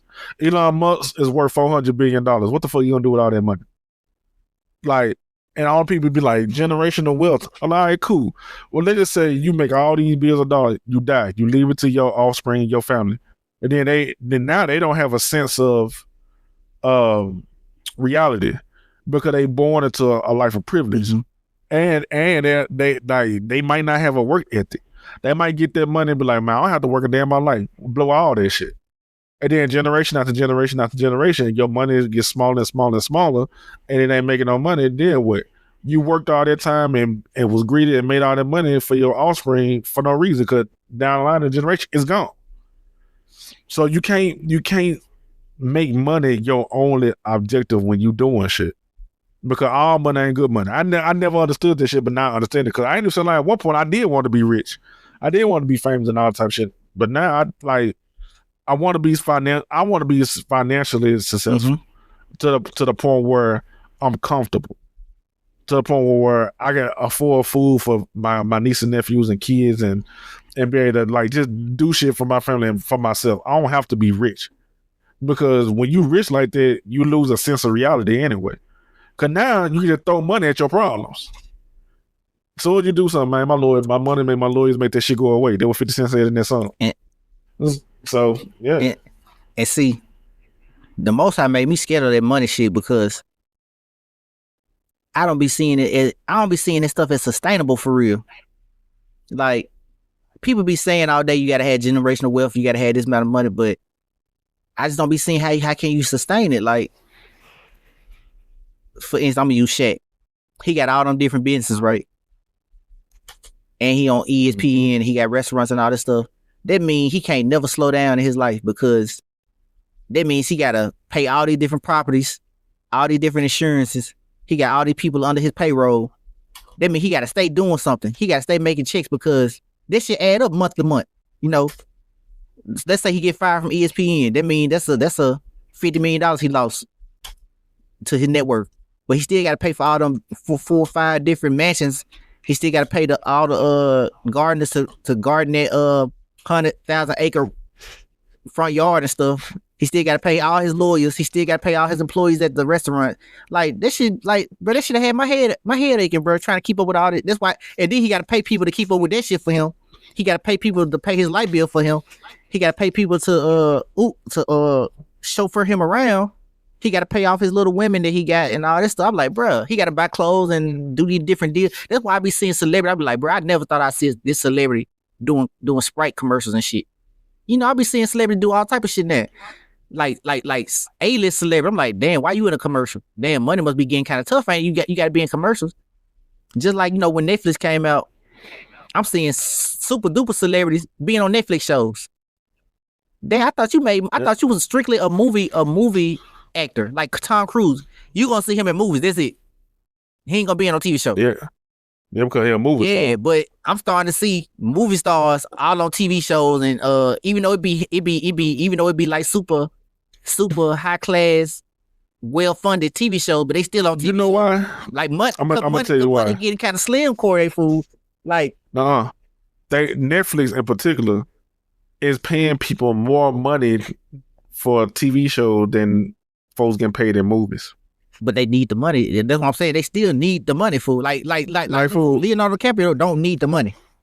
Johnny Depp don't need the money, and Tom Cruise don't need the money. Everybody else, I'm seeing, dude, they doing Instagram commercials. They doing meme coins and shit. I'm like, bro, y'all don't need no chick that damn bad. Like, maybe y'all do, but some folks love money. Like, for instance, Dave Chappelle, they paid him $70 million, $60 million for 3 specials. So all he did is 3 hours. So all together, his special was like an hour and 30 minutes. So he did a total of almost 6 hours of comedy for $60 million. Does that sound like a lot to you or something? Compared in his world, that's a lot to you. That's a lot to you in your world. No. Listen, $1 million is still $1 million, no matter how much money somebody got. If that was true, $1 million is still $1 million. If that was true, how come when they get in trouble, they be filing for bankruptcy and shit? Oh, because I'm gonna tell you why. Because that's a ploy. Like with 50 Cent, for instance, he filed for bankruptcy when they were trying to take that money from him. He would claim he was broke, but so he wouldn't have to pay all the money that they were trying to get from him. But if he had it, he could have paid it. That's what I'm saying. If you got that money, like, but just because you got it, don't mean you want to pay it. But if you got it, you'll pay it. Elon Musk, he just paid the shit. See, 50 Cent, he played that shit smart. He was like, man, I'm broke, I don't got no money. And he was trolling online with money spelled out the word broke and shit like that. Like, so, like, he had money, but he just didn't want to pay the shit that they were trying to get on the face. Spelling money out, that don't mean anybody can spell money out with some money. That's like what? That probably like $100,000. That ain't no millions and millions of dollars like we had right there. Fool, these folks be doing, it's these rich people know ways to get around legal shit. I know. Like, folks that file for bankruptcy don't even need to file for bankruptcy sometimes. They just do it like to do other shit, to get out of shit. Now, it's some people that file for bankruptcy because they actually need to file for. But some celebrities don't need that shit. I know that. But I'm saying money getting slim. It's like they doing stuff. They're just like Beyonce. You know, Beyonce, her husband is a billionaire, and she's a multi-millionaire. But she had that Netflix special when she Homecoming, when she was performing at a college. Cause they paid her all their money. and it was on Netflix. So Netflix they're just like Jennifer Aniston. She get paid millions of dollars, and Jennifer Aniston and the nigga from The Office and 40-year-old version. Fuck, what's that man's name? Steve Carell. Steve Carell. Apple paid them, and Reese Witherspoon. All three of them was on a show called The Morning Show on Apple TV, and Apple was paying them $2 million an episode. And they had 2 seasons of this shit with like 10 episodes in each season. Okay. So the paycheck don't throwing them. The paycheck, they can throw their money, but the paycheck don't equal the finances they got a cost of living for them. Do you understand what I'm saying? Nope. Say it again. They just because they making that paycheck, they cost of living, they still got to pay for their cost of living though. Yeah. What if it costs? Okay, check this out. Steve Carell got paid $2 million an episode, right? What if it costs to live as Steve Carell? It costs $10 million a month. But see, look, after with the 2 episodes and all that type of shit, you get paid $2 million times the episode. That's $20 million out of his contract. After he get paid for the episode. I just said it costs $10 million a month to live as Steve Carell. That's what I said. It costs $10 million a month to live the type of life he live. Oh well, that shit ain't shit. That's what I'm saying. Like, if I'm looking at Disney cutting shows because they can't pay the budget. I was like oh no, they can pay it. They just don't want exactly. Like they cut but the way Snow White did in the movie theater, they took a financial hit because Snow White bombed at the box office. By that movie bombing, they had to cancel the production of the Rapunzel movie. The live action Rapunzel movie they were coming out with. I read about it. They took a financial hit.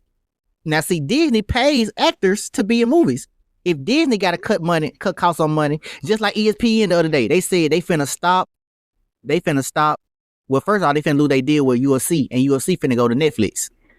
Because WWE on Netflix, TKO finna put everything on Netflix. But ESPN came out the other day and said they finna stop covering baseball games because people ain't watching baseball no more, and they finna start focusing on NFL and NBA strictly. They had to cut some of their shows. Also, the NBA viewership is down, so they can't pay all the players a certain amount of money for their contracts and shit now. And the WNBA ain't pulling in money either, so they can't get paid the way that superstar girl get paid. Like people like it's a lot of stuff that why would you want to deal with that type of shit? Like it costs too much. Like you can't take a break. It's like you can take a break, or you can look like you're taking a break, but you really can't take a break. Cause to walk around think about it, to walk around as Taylor Swift, it might cost her $20 million a month to walk around as Taylor Swift.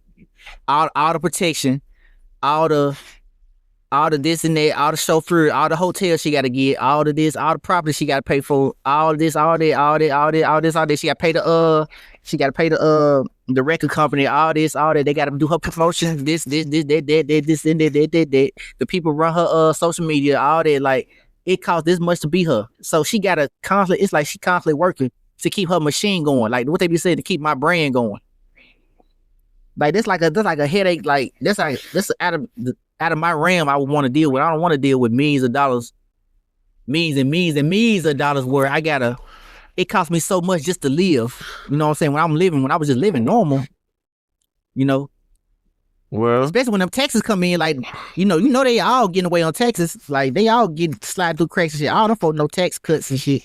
That's why they give so much money to the nonprofits and shit, because they trying to get away with their little Texas shit. Well, this is what I say about that. Just because you make millions of dollars don't mean you have to don't mean you have to spend your money crazy. But you remember, you gotta the more you make, the more they take. So you gotta dispute it amongst businesses and shit like that, like money laundering. Yeah. You basically gotta be a money launderer to be a celebrity and shit. You gotta have your hands in like little different shit and stuff, you know. like I said, you gotta stay busy. Stuff you ain't even passionate about. Like Kevin Hart had all them damn restaurants in Atlanta. Like he not a restaurant. He not even a businessman like that. Now all of a sudden all them restaurants closed and shit. Cause this how you was laundering your money, fool. You had to because you didn't want to pay out on taxes. You know? Yeah. It was called the Heart Spot, the Heart Cafe. It was a lot of vegan chain. Like, first of all, why you putting vegan restaurants in Atlanta? But maybe it was making a profit, but you see how he had to open up businesses up just to distribute some of his money so he can get a little cut on some money, on some taxes and shit, you know? Like, who wants to do that shit, man? And then all these rappers, me and you already know rappers ain't got no money for real anyway. These folks renting these houses, then they renting these Lamborghinis and getting them done repossessed and shit. Like, I never understood that shit. Why they rent cars? Because they can't pay for the car. You know, they get them record deals. They got paid them record deals back. But you know, the rap contract shit been exposed. Like, we just know these niggas ain't got it no more. We don't even look towards them for money for real. That's why I'm talking about actors and pop stars and shit. Like, that's where the money is. Yeah, that pop music, that money different. Oh, hell yeah. But yeah, though, it's a clip that I wanted to share. Barack Obama was talking about he was in a deficit with Michelle Obama because he was president for 8 years. And I'm like, okay, what the fuck do that mean? Basically, he was saying that he had to work his way back into the good graces of his wife because he was president. I think she was jealous. Now, from my understanding, she was like, she didn't like Barack Obama being president because he never was available to do family shit. Of course not. He's the president of the United States. Like, you seen, like, what's that picture of him studying and she was there with him? Back in the day, you know, when you seen that picture? Oh, yeah, when I was in college? Yeah, like, you knew what I was studying for. Yeah. What you mean? You knew I was trying to live this life. You must thought I wasn't going to really do it. Yeah, so he was a lawyer and she was a lawyer. Like, both of them are very educated. Mm-hmm. But Barack Obama had he a different type of intelligence. So let me pull up this video. I had to go to the 28-second mark. Lord LaRosa, so damn fine. What? Okay, there we go. Let's see. What I'm about to do? Oh yeah.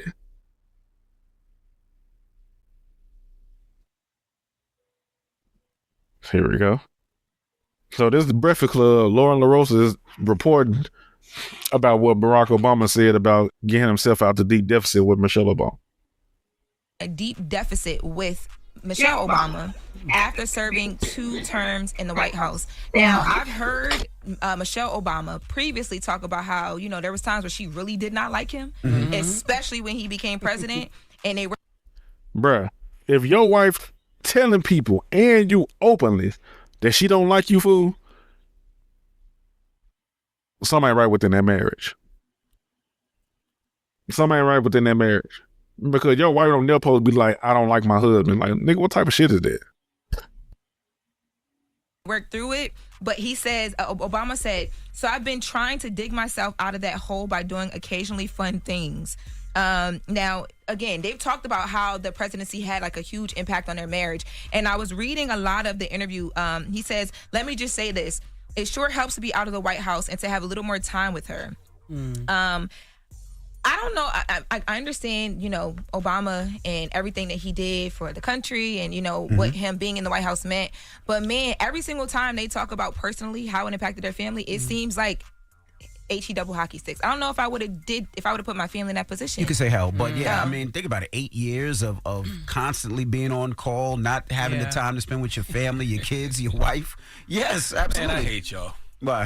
Why don't ever say you hate, because that is a strong word. Don't ever come for me like that. Okay, let's take a minute. This segment is called How Does Charlemagne Feel? Imagine having to dig yourself out of a hole because you decided to be president of the United States of America, but because you decided to be the greatest public servant in the country. But you still got But family. your You still got wife, kids, though. it's You your still got wife, family your and kids kids, are though. your kids. Well, It's damn, still- you don't understand that sacrifice? That's crazy. I'm not saying that I don't, and nor does Michelle Obama not understand the sacrifice. Obviously, she does, but It's she's just a lot still to put a up with. wife behind the doors of the White House. Yes. And you Who still have a has her family. You needs still have a and kid. has Yeah, her- But absolutely. she knows what comes with that.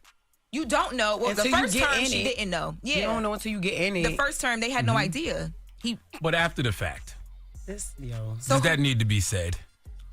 What? When need to be saying? I gotta Yes. dig myself out of a deficit. Yes. I was president for 8 years. But people have needs you have as a well. wife. You never had to dig yourself out of a deficit. I wasn't president. But still, Well, in your life right now that you President have, of the you're United States of America. Bro, if you miss any of your kids or wife thing, they are upset. Now imagine being president and missing it for 8 years.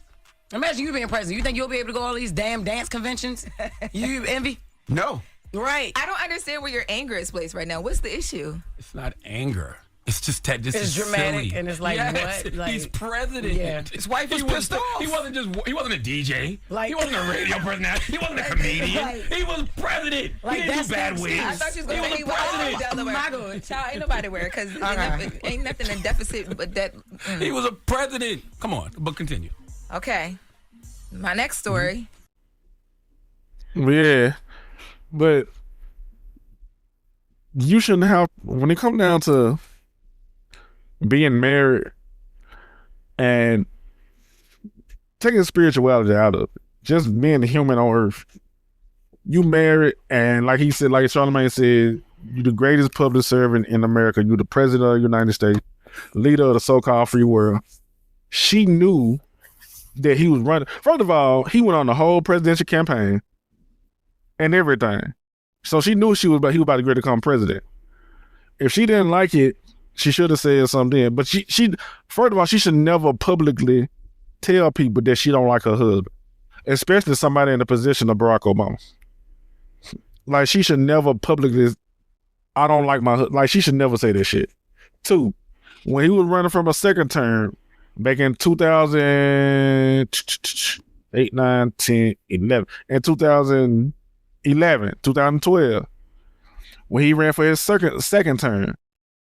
If she didn't like him being president the first time, she could have found a way to discourage him from running again. But then again, Barack Obama is the man in the household. He the head of that family.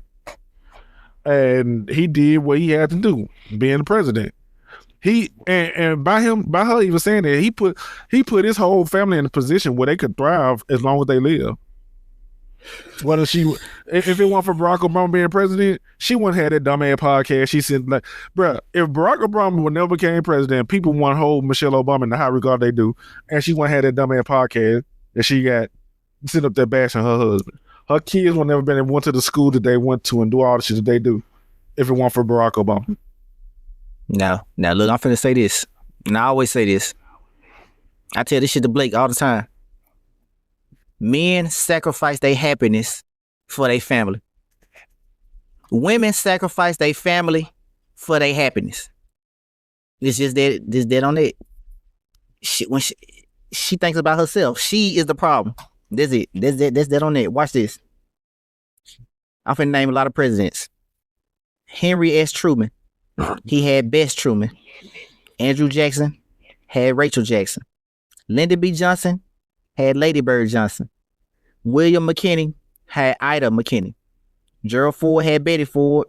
Richard Nixon had Pat Nixon. George Washington had Martha Washington. Abraham Lincoln had Mary Todd Lincoln. George Bush had Linda Bush. Ain't none of them 4 wives said no shit like that.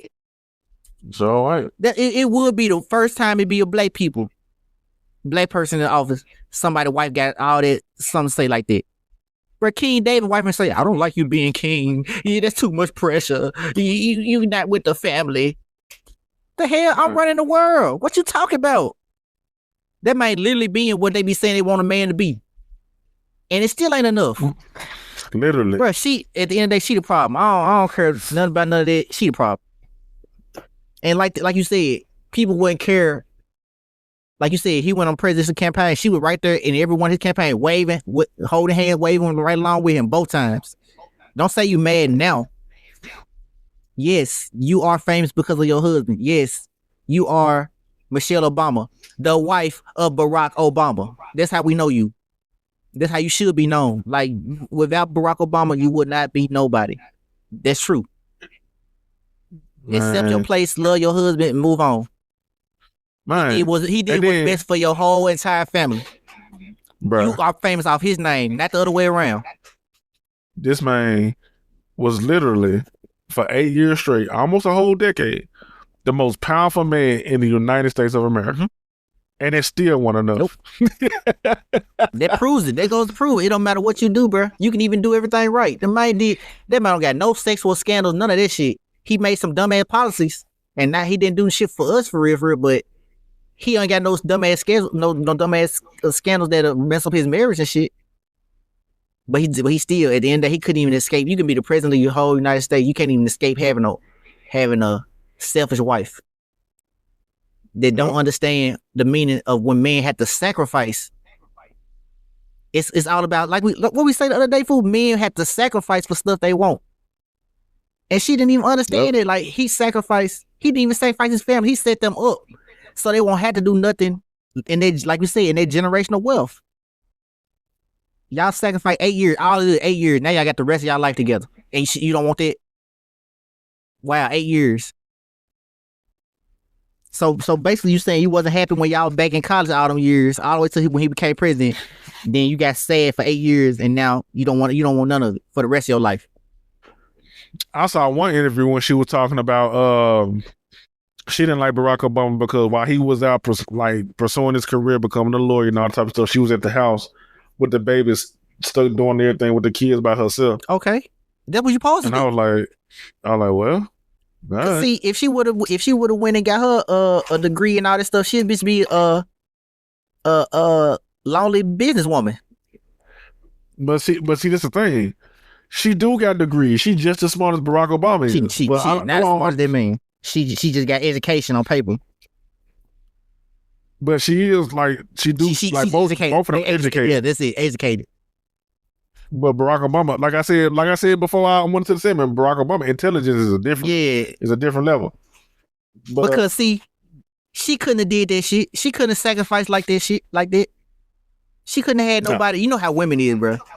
She couldn't. That man, when he was going against his opponent, that folk was attacking him in all type of different ways. Barack Obama don't care about you. He don't want to pass no law. Bro, you getting attacked like that. Like that, they really battling each other.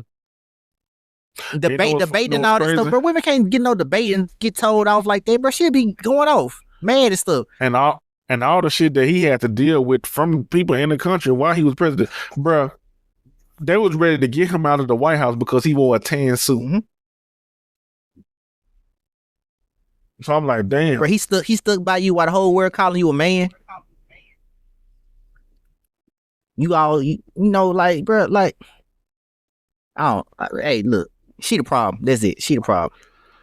Then on top of that, to top it all off, when he became president,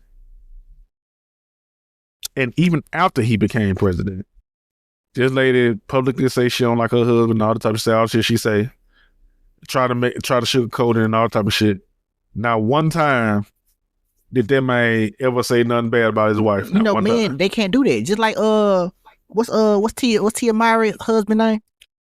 Corey Hart. He can't say nothing bad about her, but she can go. She get on social media and get on her TV show and sent them slick subliminals on him, talking about how she wasn't happy in the marriage. We can't. When we leave the woman, when a woman leave a man, it's good for you, girl. Girl, you doing better. When a man leave a woman, he wasn't faithful anyway. He ain't love you anyway. You know, you can't leave no woman then talk bad about them. That is the man. Just like when Megan Good left. I just wanted to start over fresh. I want to do better. Like, dude, then he couldn't say nothing. He couldn't talk bad about her. He couldn't say nothing. Like, we be put in that type of position. But women can always go and get free, go find their peace and go get love from their sisterhood and be like, girl, I had to get out of that. I had to get out of that toxic relationship. I had to get away from all that. You go, girl. You know, we can't do that. We just be like, you gotta be silent. Just let them do what they do. So, you know, but he doing right by not acknowledging that shit, but don't acknowledge that shit. That's what women do. They get on, they get on their social media. They for some reason they sit in their car and they aim the phone at their face and then they just vent. Like, Yeah. man, we just gotta, man, just shit. Call your homeboy and play the game, bro. You get over this shit. Like, Yep. get over this shit, bro. That's the best way to do it. Like when you a man and going through shit, that's why you supposed to be around other men because they understand how it is. Like how we really don't got nobody for real. And, So and see, another other head told me something like that. He said, bro, you don't want no woman that's gonna, when y'all get into it, she gonna get on social media, put your business all over the world. That's what Michelle Obama just did. She just told the whole world. That's the difference. Like, if you and your girl break up, fool, you gonna call me, be like, hey, fool, bro, we going through. I'm like, damn, fool, that's fucked up. You just told me that's it. When she broke up with you, she gonna get on Facebook, man, I'm tired of this nigga. And now everybody look at your family members call you, Corey, what you did, huh? What you done did? What you going with that girl? Like, why you do me like that? Like, just like Jada Smith, they always do that. They get on their show and they put their business out to the whole world talking about that man, talk bad about the man. She really can't even say, like, just like Michelle Obama, she can't say nothing Barack Obama did bad. Just like Will Smith's wife, she can't say nothing he did bad. She's just like, I just didn't love him. I just wasn't happy. I just didn't love him. I wasn't happy. That's the same thing Michelle Obama. I just not happy. I don't like him right now. I'm just not happy. Can't say nothing bad he did for real. Just like Corey Hardrick. I just didn't like him. I'm not happy. I just don't want to be with him. I'm not happy. That's what they say, bro. They don't got no reason for it. They just not happy. Once they not happy no more, fool, they dip. They dip, bro. because women have an idea, they have an ideal of how they want their husband to be. Mhm. Instead of how the man is for real. So when you marry this man and he don't fit that ideal husband, what you already made up in your mind, they not happy. Mm-hmm. Instead of analyzing and realizing who the man is for real. Cause what she thought the presidency was? She thought it was gonna be action packed and shit. I don't know. Yeah, bro, this shit is paper. This shit paperwork. What Trump doing? All the niggas signing paper all day. I literally watched press conference of him signing papers for hours. That's your job. That shit, bro. That just reminded me of the episode of Boruto when Naruto the Hokage Signing paper. and that nigga just in the Hokage office just doing paperwork all day. She must thought we was gonna go. You must thought we was gonna go travel each 50 states and be in that motherfucker. No, we finna be in his office. You finna hear that clock go tick tock. I'm finna sign paper all day. That's my job. I sign paper. The people. This is my job. The people in the court, they debate over the law. Once they come into the agreement, I sign the paper on it. That's my job. She must thought we finna go on an action adventure ride or something. She thought we going to Jurassic Park, didn't it? But I don't fucking. She thought we were gonna be on a plane. The whole gonna crash. We gonna be in fucking Dinosaur Island, ain't? Man. See King Kong and shit. Let's see. Goofy. Man, they speaking of Goofy, Disney celebrating the 30th anniversary of the Goofy movie.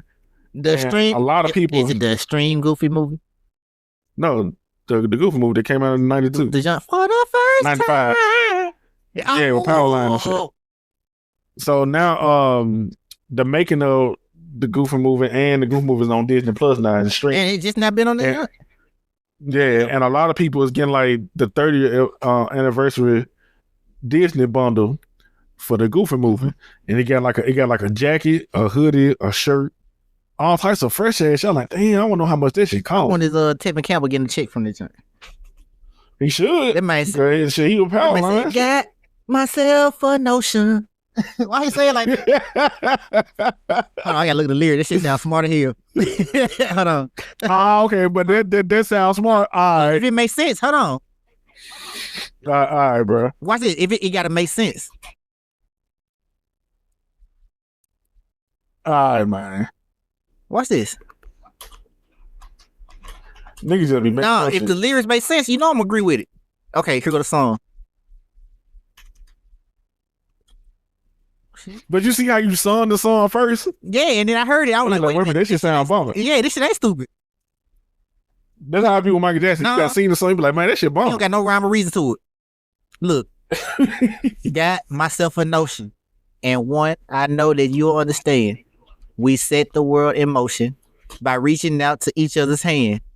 Maybe we'll discover what we should have known all along. One way or another, together's where we both belong.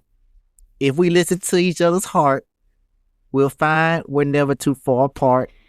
And maybe love is the reason why, for the first time ever, we're seeing it eye to eye. This shit makes sense. Thank you.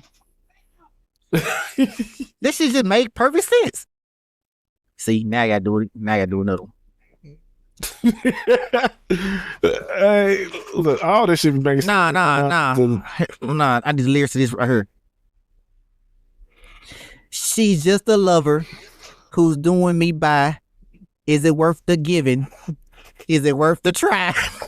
Yeah, that shit makes so much You sense. cannot cleave it or put it in the furnace. What? You cannot wet it. You cannot burn it. Oh my fucking. That shit so fucking bumping. That shit so fucking bumping. Wants to give it. She wants to give it. She wants to give it. See, you did not just read. Can I read lyrics, bro? Damn, bro. Why you, bro? Let me read. Now let's start over, bro. Interrupted me. Before I was fucking interrupted. She wants to give it. She wants to give it. She wants to give it. Dare me. She wants to give it. She wants. Let me finish. It's just a feeling. You have to soothe it. You can't neglect it. You can't abuse it. It's just desire. You cannot waste it. If you want it, then won't you taste it? She wants to give it. This shit dumb as fuck. Let me turn this shit. That shit so fucking bumping. Hey, I'm gonna tell you what I've been bumping lately. Rhyme or reason. I'm gonna tell you what I've been bumping lately. So Beyonce best album to me is B-Day. But I like B-Day special deluxe edition better because she got her singles in Spanish. So the songs like, so you know that song Irreplaceable, to the left. I heard you listen. That John is, that John in Spanish. Who's singing it? Bruh. Beyonce. Fool. She know Spanish. I don't know. You know, Michael Jackson got songs in French and Spanish. Who was singing it? Michael Jackson. Like his song, I Just Can't Stop Loving You. He got that in Spanish and in French. Him and what's her name? Sayeda Garrett. Both of them sung the song in them languages and shit. Man, fool. I'll listen to that damn Beyonce song at work. Cause like, first of all, I got a Beyonce playlist. So sometimes like I be hearing folks talk about Beyonce. I'm like, man, let me just go back and just let Beyonce play so I can see am I hearing the same shit that the other folks hearing? So cause when it come down to Beyonce first two albums, Dancing in Love and B-Day, that shit just bumping as fuck to me. So I be having to listen to like her other shit. Man, I'm letting that shit play. And then all of a sudden, the Spanish song come on. I'm like, man, I ain't finna listen to this shit. I'm like, wait a minute, let me just let that jump play. Then they just start getting bumped. I'm like, this shit extra bump. I love that shit. Cause like, why they say to the left like that in Spanish? Like, it sound like they saying it, but it don't sound like they saying it. I love that shit. Hello? Shit, I'm gonna call you when I finish recording TNE. Oh, okay. See, now I gotta play a little snippet of it because now I want to hear it. See, now I gotta play a little snippet of it. Cause I even said it to James. James like, this nigga. It just I just like what she was saying. That man said, "Fool, you don't even know what she's saying." I'm like, yes, I do. I know this song. What you talking about? Let's see. Oh, right here. We finna share this screen. We finna share this shit. Let me turn this up a little bit. You silence and I see.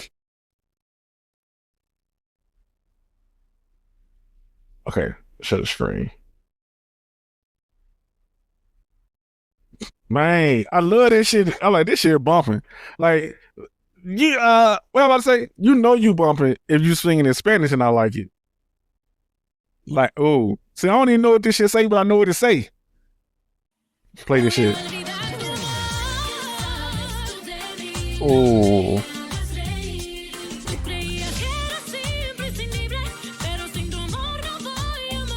I love this shit. So she ain't bumping that hoe. Of course she is. I agree. That shit too bumping. I love that shit. Can't nobody tell me no different. I like this shit too bumping. Let's see. What them questions at?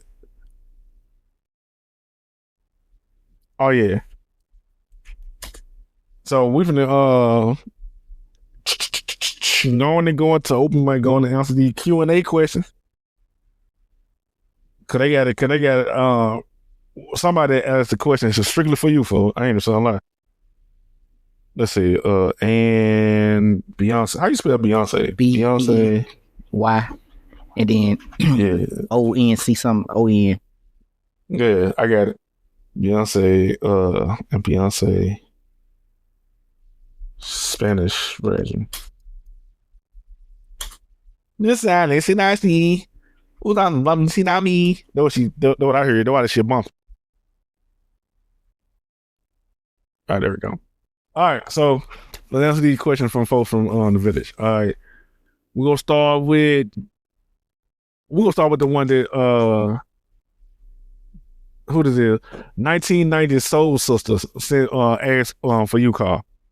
It said in one of the episodes, Carl was analyzing Michael Jackson lyrics, and I never heard nobody read it like that. And I never knew that his music never made sense.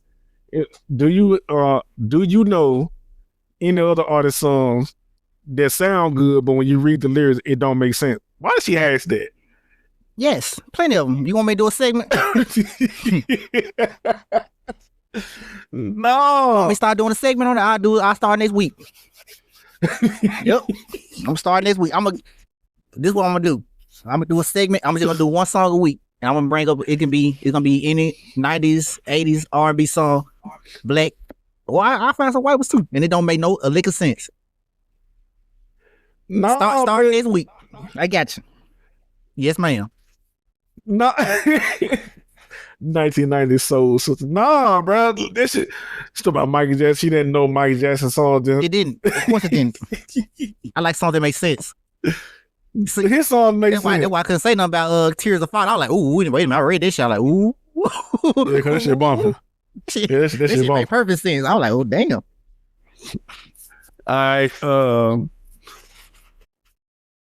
What did she say? Oh, okay. West Arkansas Trey. That man said in one of the episodes y'all talked about the impact of red pill content. What do you think the biggest misconception people have about these communities? And how can we shift the narrative to promote healthier perspective on masculinity? Well, the biggest I talked about that today. The biggest misconception on the red pill content is the alpha male shit and blaming the woman all the time. That too, and not taking accountability for a lot of shit, like what Carl was talking about earlier about grooming yourself and all that type of shit. Have you noticed the men that always talk about the issues with women be the men who don't take care of themselves for real? Mm-hmm. And don't really have shit going for real. And they use red pill content as a reason why they single and why no woman is interested in them. That's not you can't use that as a crutch. And see that red pill content is it's consumerism. It's catering to a certain demographic. It's catering to them, what they call them neck beards and stuff like that. Mm-hmm. Dudes that let themselves grow a neck beard and won't cut won't trim themselves up, won't try to. They wear them crazy shirts. They won't put on those suit and tie stuff like that. And you don't even necessarily have to wear a suit tie. Just groom yourself and dress. Yeah, what's that? This is the perfect example. Whoever that dude in that episode of South Park that was sitting down on their laptop on that PC all day. Yep. Yeah, playing the game and shit. They were cold here. That's what I see when I think about their audience. Andrew Tate don't dress like that. Andrew Tate work out and do all this shit. Him and his brother. So don't try to live like him.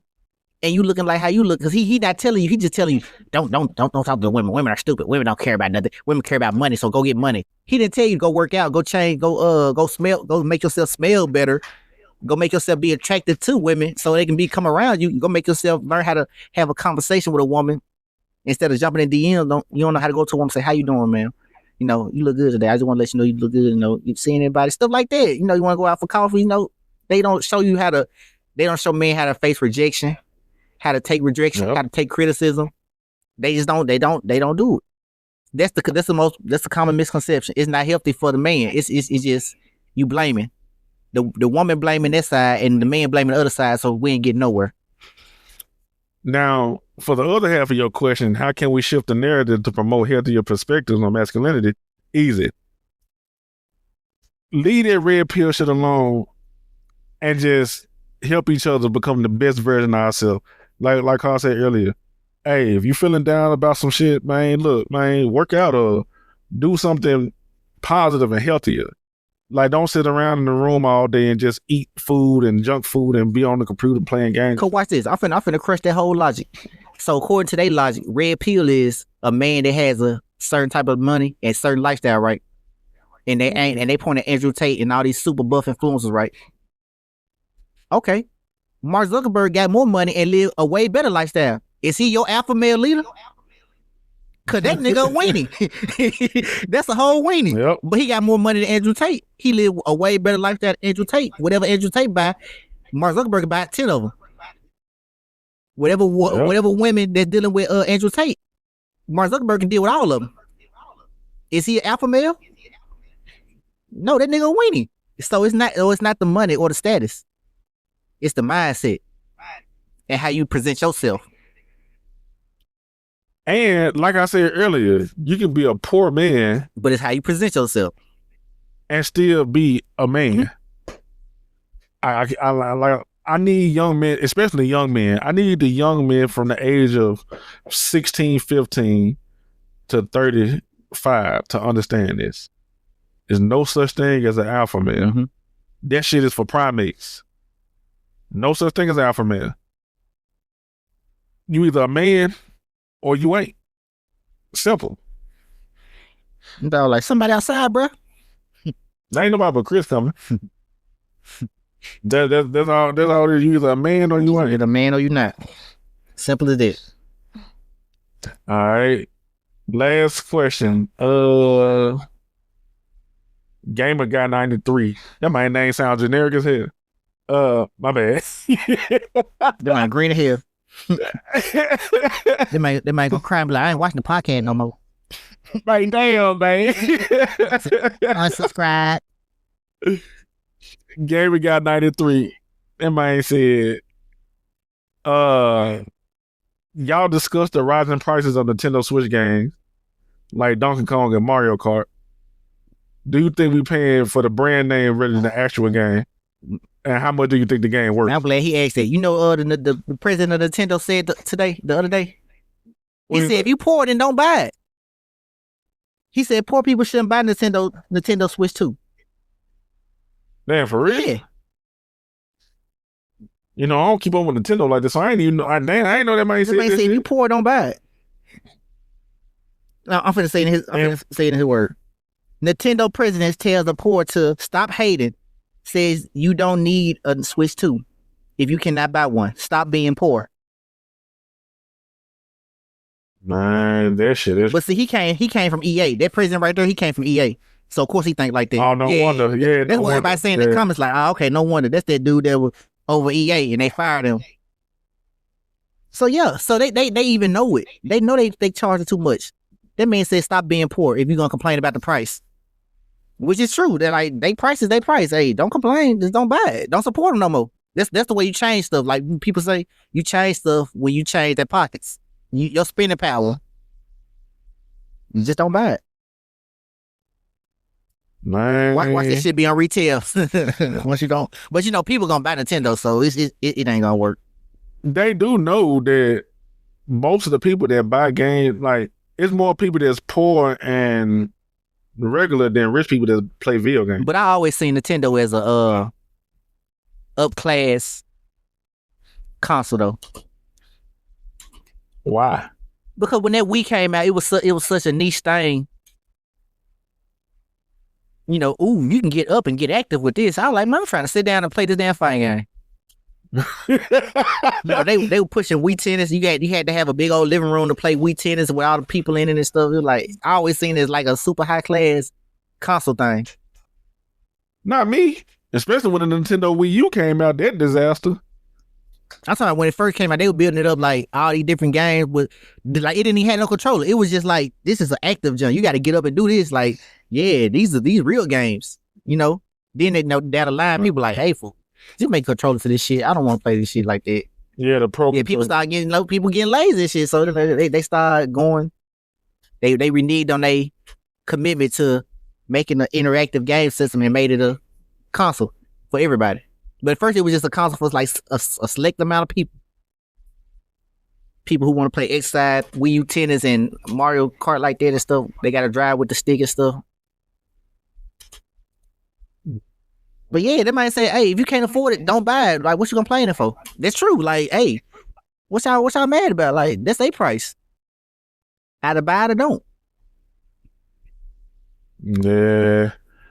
So basically the question was, whether do you think we paying for the brand name or the actual game content? You paying for the brand name? You paying for Nintendo. Because Nintendo got that exclusivity. You ain't going to get it nowhere else. So, either pay us to get it or you're not going to get it. Because, every time you try to, all them people that try to make games, try to copy the game online, they'll be suing the hell out of them. Nintendo play. Even if you mod the game, they'll Nintendo don't play. Get it taken down. Yeah, so... you paying for Nintendo.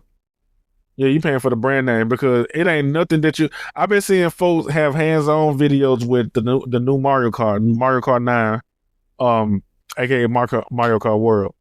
And they've been showing the stuff that you can do in the game. They've been showing all the stuff, how you can drive around, all type of shit. And I was like, hey, bro, this ain't no $80, $90 game. Yeah. At all. See, think of it like this. You can see Sonic on Xbox. You can see him on the Wii U. You can see him on the PlayStation. You can see him on the Sega. You ain't finna see Mario on PlayStation. You ain't finna see Zelda on Xbox. You ain't finna see Kirby on PC. You gonna have to see them on something called Nintendo.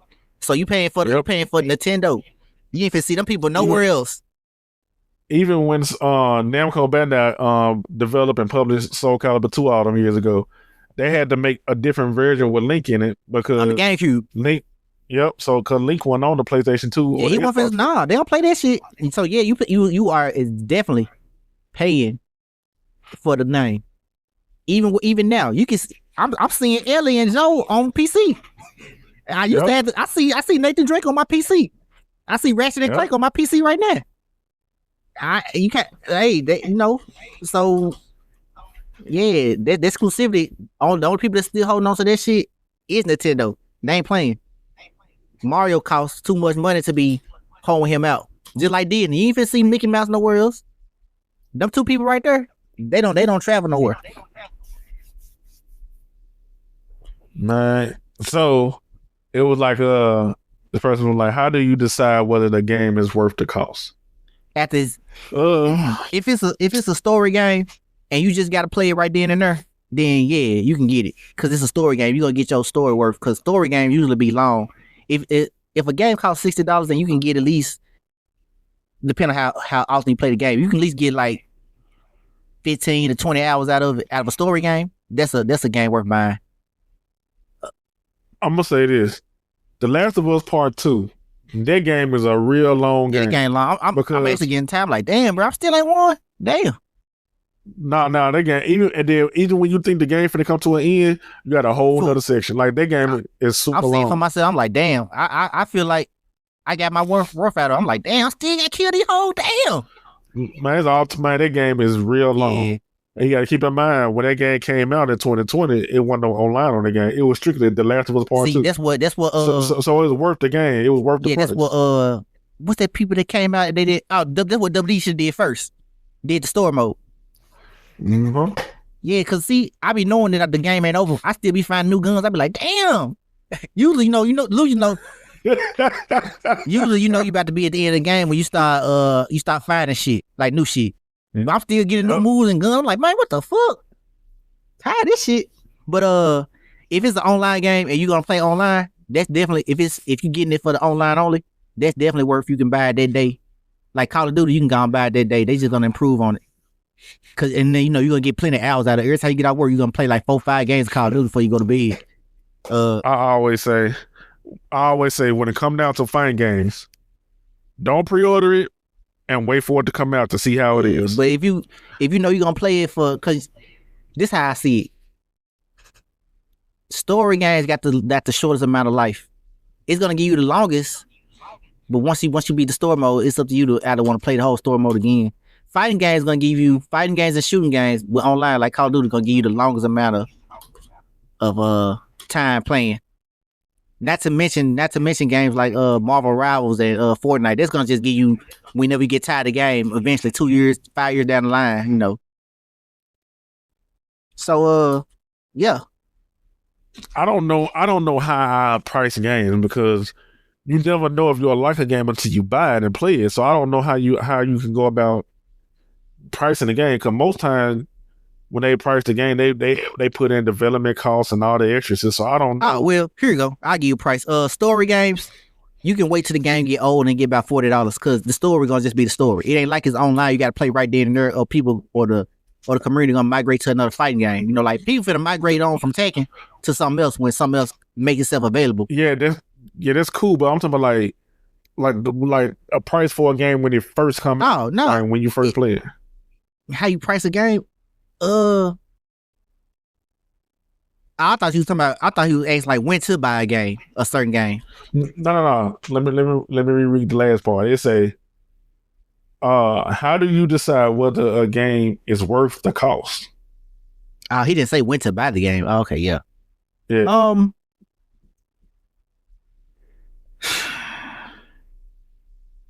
See, story games, sometimes this should be whack though. Yep. Fighting games, this shit come out whack all the time. Yep. Well, I guess you just buy Call of Duty. Call of Duty worth $60. But then if you don't pay the $100, you ain't gonna get all the guns. You gonna be getting your ass beat online, so you can play. I just say something you can buy day one. Just buy Grand Theft Auto. Buy Grand Theft Auto. It all depends on. It all depends on the reputation of the publisher and the company that's developing. See, why you say that, nigga? So say that. No, I just thought about it. All right, so think about this. Rockstar Games have a reputation of releasing good games. It rarely be stuff wrong with games that when they launch. Even when Grand Theft Auto 5 came out 12 years ago, online wasn't even launched with it. It was just Grand Theft Auto 5. Online came after it. Same thing with Red Dead Redemption 1. When Red Dead 1 came out, the online didn't come out until like a month after that via update. Naughty Dog, all the Uncharted games came out damn near borderline perfect. Same thing with The Last of Us Part 1 and 2. They did another game, fool. I always forget they did one more game. Who? Naughty Dog didn't do nothing else. They did Uncharted and they did Last of Us. Yeah. We ain't missing nothing. Huh. Are we missing something? Fool, I know they did one more game, fool. Craig Bandicoot? Nah, that's too far. They did Uncharted, then they went instantly from Uncharted to Last of Us. Jack and Dexter? No. They didn't make no more recent PlayStation 3 games. PlayStation 4, PlayStation 3 games. They just made Uncharted and Last of Us. Man, I think they just made Uncharted like you talking about from the PlayStation 3 era. PlayStation 3 all the way to PlayStation 4. They just made Uncharted and Last of Us. Yeah, that's it. I thought they like one more game or somewhere. Okay, my bad. No, they just made The Last of Us and Uncharted. We see how long they took to make them games, so you know this junk's gonna be done. Yeah. Like you know they're gonna be done.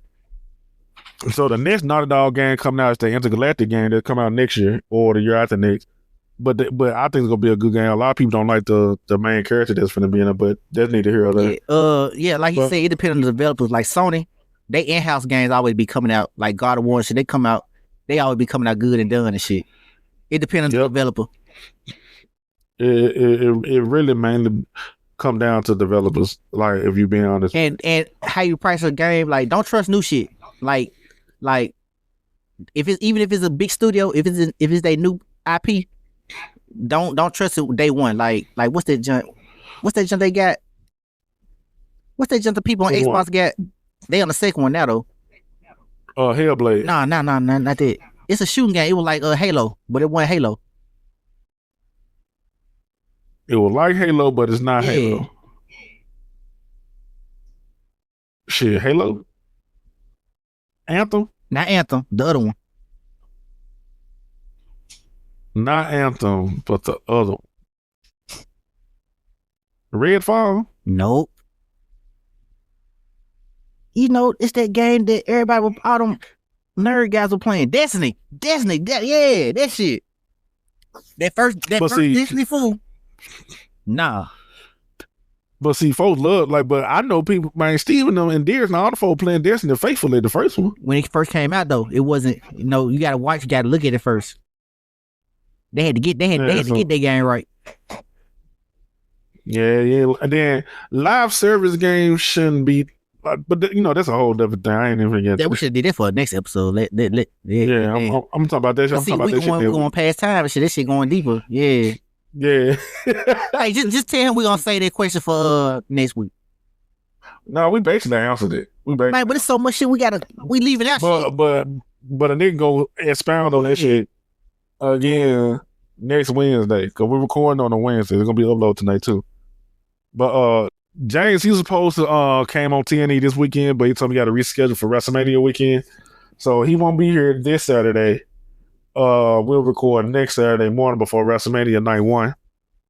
And do we probably be doing some type of food thing for WrestleMania? Or we just gonna 9 times 10, yeah. Okay. Yeah, 9 times 10 we is. We gonna figure out what we gonna get food from. Cause you know that nigga vegan, he don't eat meat and shit no more. So we gonna get some of that cheese pizza, fuck. And some fruit. That's the best. And some fruit pizza. Cheese pizza the bestest pizza anyway. So especially when they gonna be super gooey. All the homo. I need one of those pieces that the Ninja Turtles be. Hey, they're just gonna be coming apart. That should be good to hear. I'm like, hey, before we eating that shit, I'm like, man, that shit look good. How they put that cheese so far? Exactly. I'm like, man, that shit look good to hear. Man, we dumb here. But yeah, though, as always, like I always say, I appreciate everybody that come through and listen to TNA. New listeners, recurrent listeners, I appreciate everybody. Like I said on this show, if you want to check out Star of Etheria, it's available on Amazon. The Amazon Kindle Unlimited subscribers can read it for free, or you can buy the standalone Kindle version for $3.99. Or if you want the paperback, you want something physical in your hand to read, you can get the paperback version for $5.99. And like if y'all buy it and check it out, let me know what y'all think of the book, and you know, send me y'all suggestions or whatever questions you got or whatever, and I answer it. And like I say, I appreciate everybody who come through and kick it with us and chill and listen to us talk shit about everything. And like I said, I had to start the podcast off like how I did today, talking about men and shit, because it shit was pissing me off all week that men not acting like men. And it's all right to like have fun and like just be regular, but at the end of the day, if you as man, if the Most High made you a man, you have to live your life as a man. Not saying that you have to be serious all the time, but when it comes down to the bottom line, you have to be a man about this shit. And like I said, as always, appreciate everybody. See y'all next week. Peace.